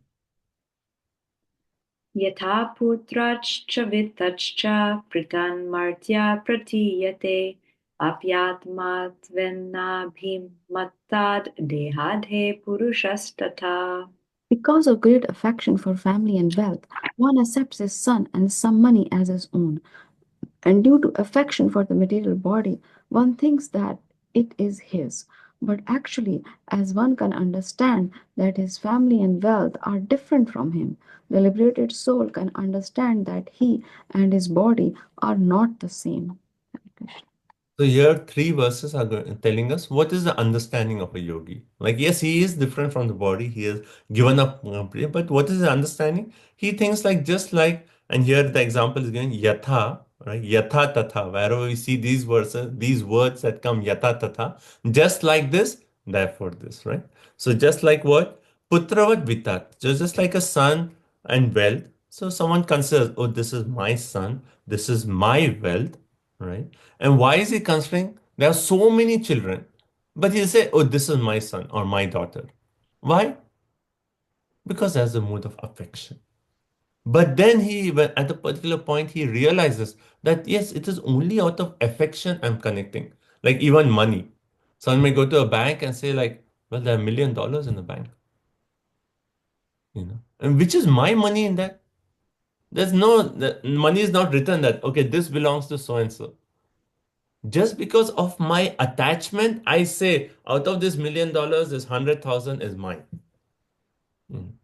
But there's no it is only out of the attachment, that affection. And a person realizes this at a particular time. Similarly, a yogi is always under understanding that I am actually not this body. And that is called pratibuddha. Pratibuddha means that right understanding that I am separate from the body, and it is only out of affection I am thinking that I am this body, and anything connected to the body is mine. Okay, so that's the understanding. Text 40 continues.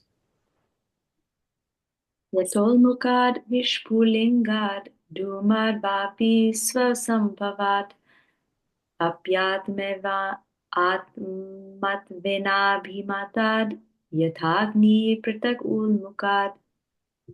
The blazing fire is different from the flames, from the sparks, and from the smoke, although all are intimately connected because they are born from the same blazing wood. Right. So, yes. So, in the previous verse, he realizes that, okay, this is not me. Only out of affection, I'm saying this is my body. But at the same time, this is connected to me, right? I mean, like, even, pure devotees, they're using this body to serve Krishna. Right? So, yes, they are not this body, but they are intimately connected to the body in the mood of functioning, in the mood of interacting with the world. So hence the example here is given, just as, again we see yatha, just as what? Ulmukat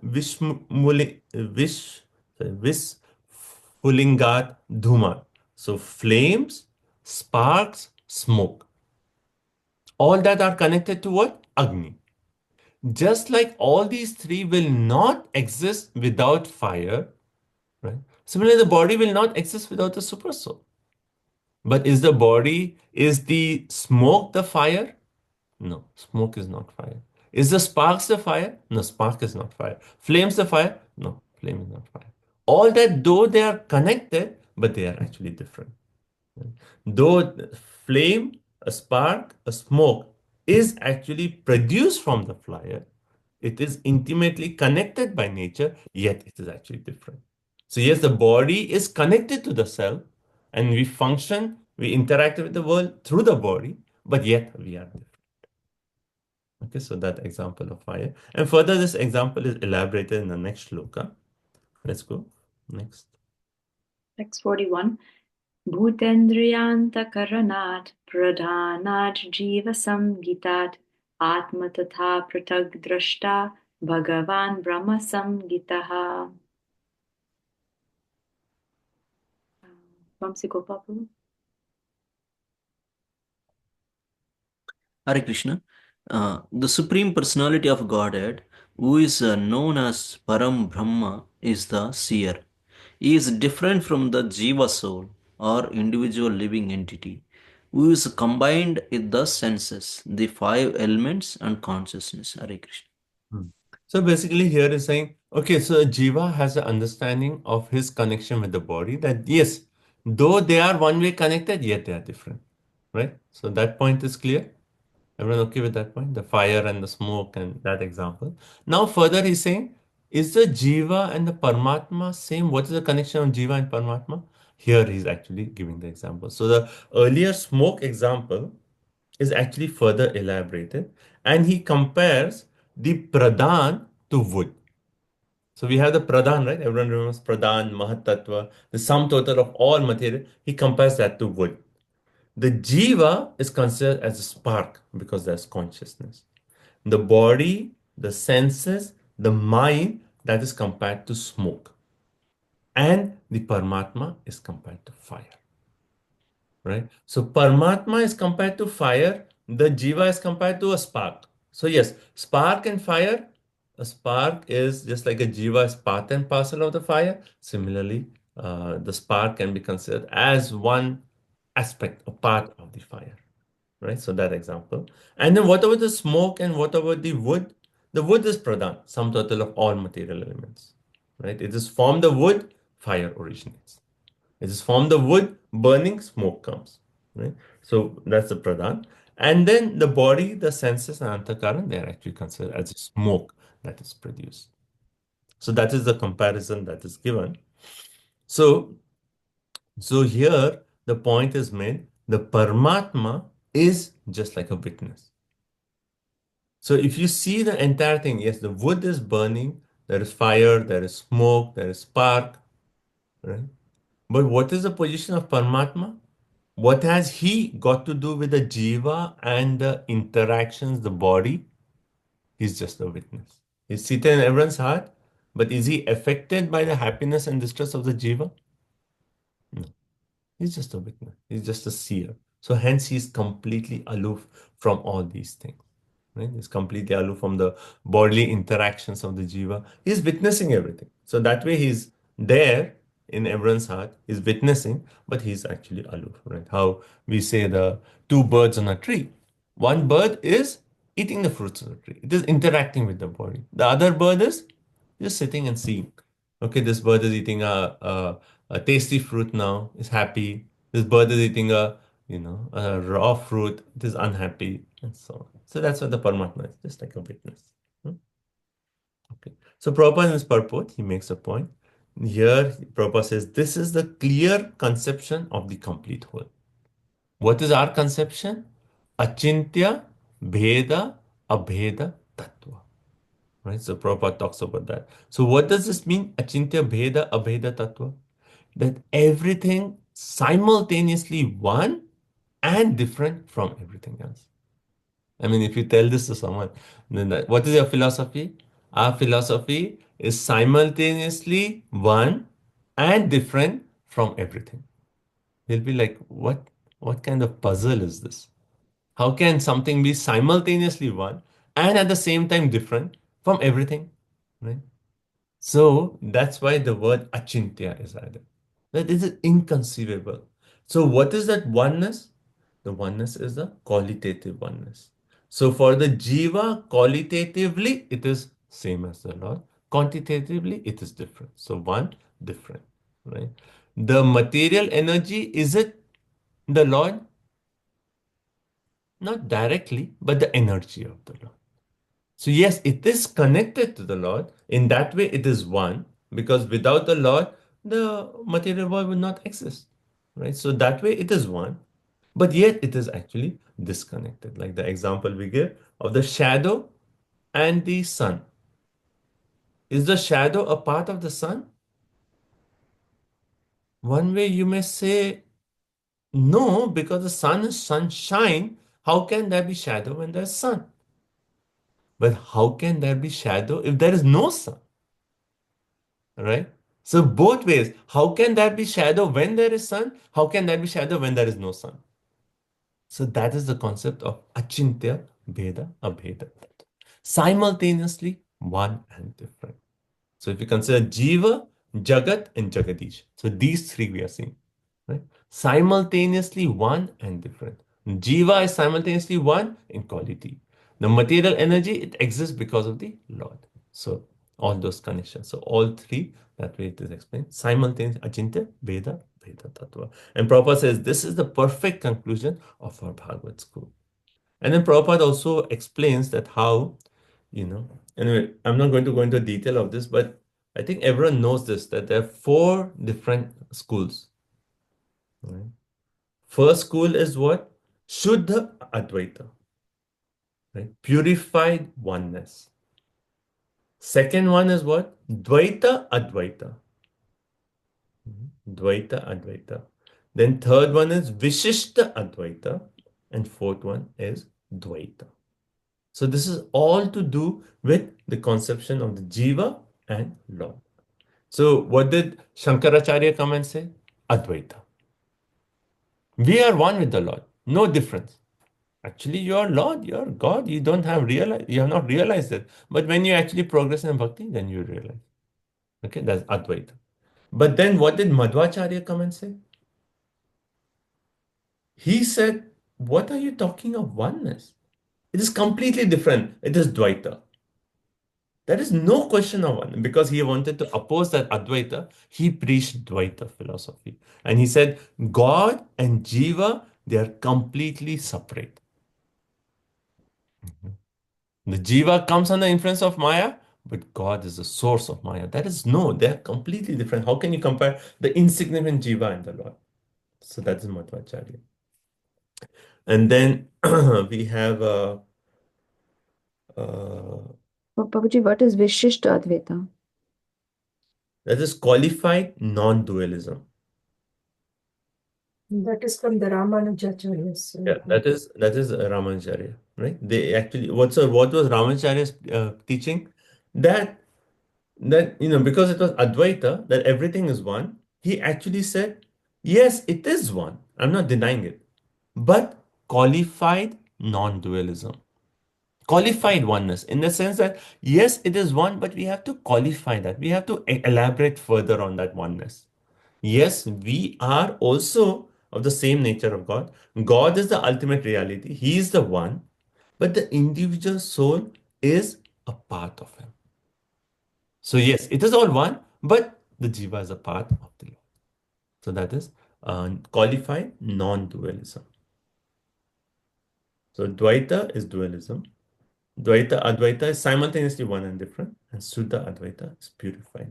I mean, this is like you could do like a whole session just on this aspect.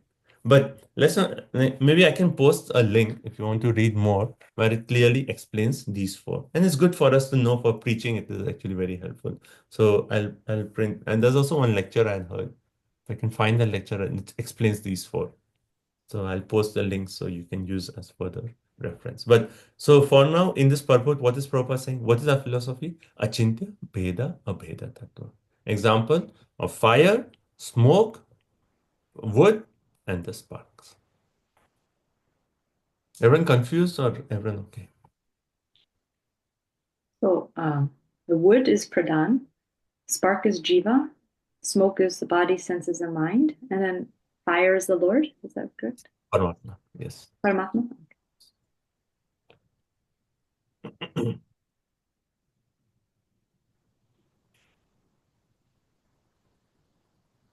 Like, the point can be said like, why fire the Paramatma? Because in wood there is fire. Yes, there is fire. If there's no fire in wood, then how when you rub two wood pieces, fire comes. So it is present. So the cause of pradhan is the Paramatma, the Lord. Right? And then he manifests himself in the heart of every living entity. So when it is under right condition, then fire is manifested. So he's in the heart of every. But is he the jiva? No, no, he's not the jiva. He's the source of the jiva. Hare Krishna Prabhuji, what is the fourth one? Paramatma is Oh, okay. Agni. Thank you. Thank you. Okay, so let's continue. We have Sorry, Prabhuji. So fire is Paramatma, wood is Pradhan, spark is Jiva, and smoke is? Smoke is the body, the mind, and the senses. Thank you. Okay, so just two more verses. Let's just finish it. 42. Sarvabhuteshu chatmanam sarvabhutani chatmani ikshetananya bhavena bhuteshiva tad atmatam. Hare Krishna. A yogi should see the same soul in all manifestations, for all that exists is a manifestation of different energies of the Supreme. In this way, the devotee should see all living entities without distinction. That is realization of the Supreme Soul. Right. So we talked, this is Vidya Vinaya Sampane Brahmani Gavi Astine, right? Bhagavad Gita, where what does it say? What is the vision of a yogi? Sarva Bhuteshu Chatmanam. In every living entity, he sees, oh, this is just a spirit soul. Different bodies, but spirit soul. And beyond that, he says, oh, what's the source? In every living entity, there's Paramatma. That is a vision. Paramatma is the source of all Bhuteshu and Bhutani. So, a source of all manifestation and all living entities. The source is only one, that is the Paramatma. Right? So, Ananya Bhavena. He sees every living entity without distinction. Right? There's finally different bodies, blue shirt, white shirt, red shirt, but same person. Similarly, different bodies, cat body, dog body, elephant body, human body, same person. Right? So that is the vision of the Paramatma. So Prabhupada in the purport, he says there are 8.4 million species. They are classified into four. We have discussed this before. Andaja, Jarayuja, Shvetaja, Udbijaja. Everyone remembers this? Right? So what is Andaja? The living entities who are born of eggs. Jarayuja, they come from embryo. Right? Then Shvetaja, they come from perspiration. And then the fourth one is Udbijaja. They come from seeds. So 8.4 million species. But what are these 8.4 million species? Yeah, different bodies, but they are all Atma and then Paramatma seated. That's the vision of a yogi. Okay, next 43. Svayonishu yata jyotir ekam nana pratiyate yoninam gunavaishramyat tathatma prakrito stitaha. As fire is exhibited in different forms of wood, so under different conditions of the modes of material nature, the pure spirit soul manifests itself in different bodies. Right. So very clear, right? So why do we take 8.4 different species of life? Based on our modes we connect with, right? What is that verse in the 13th chapter? Sat asat yoni janmashu. Right? Sat asat yoni janmashu. That we take birth in the lower and the higher species because of what? Our interaction with the modes of material nature. So only because of the influence of the modes, the spirit soul is accepting different body, but it's the same. Just like you may have different pieces of wood. A wood may be a long wood, a short wood, or a slightly light color wood, dark color wood, all those. But what is the common principle? Within the wood there is fire, and when the wood is rubbed, then fire is manifested. So the wood is different, but the fire is the same. Similarly, the bodies are different, but the spirit soul is the same. Okay. So last verse of this chapter, 44. Tasmad imam swam prakritim daivim sarasaraatmikam durvibhavyam parabhavya swarupenavatishtate. 328:44. Thus, the yogi can be in self-realized position after conquering the insurmountable spell of Maya, who presents herself as both the cause and the effect of this material manifestation and is therefore very difficult to understand. Hare Krishna. Yeah. So the point here, the last shloka is making the point that Tasmad, thus the Jiva has conquered what? Maya. Right? So he has actually come to his original position. Swarupena avastita. He is actually situated in his self-realized position. He is actually overcome the influence of Maya, right? Parabhavya. Conquered Maya, which is actually Durvibhavyam, which is inconquerable, which is this verse. Devi Esha Gunamai, Mama Maya Duratya. Similarly, Mama Maya Duratya. The Maya, which is actually very difficult to conquer, thus the Jiva has conquered that Maya through this process of Astanga Yoga, starting from Yam Niyam all the way to Dharana Dhyan, coming to the stage of Bhakti. And what happens with the mind? We discussed that. And then at that state, he's completely given up any connection with this material world. He sees everyone with an equal vision. And what was the other point he said? And the mind is extinguished. Material mind is extinguished just like a flame. Right? So in that state, no, nothing to do with this material world. And then he actually has conquered Maya, who actually Sat Asam Atmikam. She actually presents herself as both the cause and effect of material manifestation. So he actually understands that everything that is happening here, the cause and the effect of everything, this is just influence of Maya. Right? I am separate from this material world, separate from this material body. Who am I? I am self-realized spirit, soul, part and parcel of Krishna. That's it. Khatam. Khatam. That's the realization of that person. He is situated in his swarupena, in his self-realized state. Okay. So that concludes this chapter. Everyone okay with the flow of the chapter, how we came from the limbs of Astanga Yoga, Dharana, whole picture of Vishnu, Dhyan, each limb going step by step higher, higher, higher. What happens to the mind at that stage, right? How the mind gets extinguished. Initially, you're using the mind as a hook, but now you don't even focus on the mind. It's just like a spontaneous, that bhakti is there. And then we came to the point how we finally, what is the situation that there's no bodily demands because he's completely aloof. But who's taking care of the body? Krishna himself. So he goes through all the cycles. We discussed why Krishna allows the jiva to go through the body getting old and disease, etc., etc.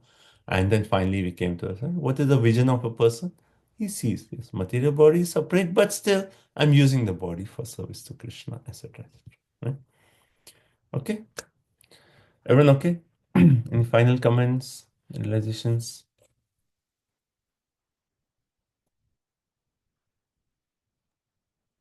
Prabhuji, I was thinking of the statement that we read in this chapter that Krishna lotus feet are on the heart of his devotees.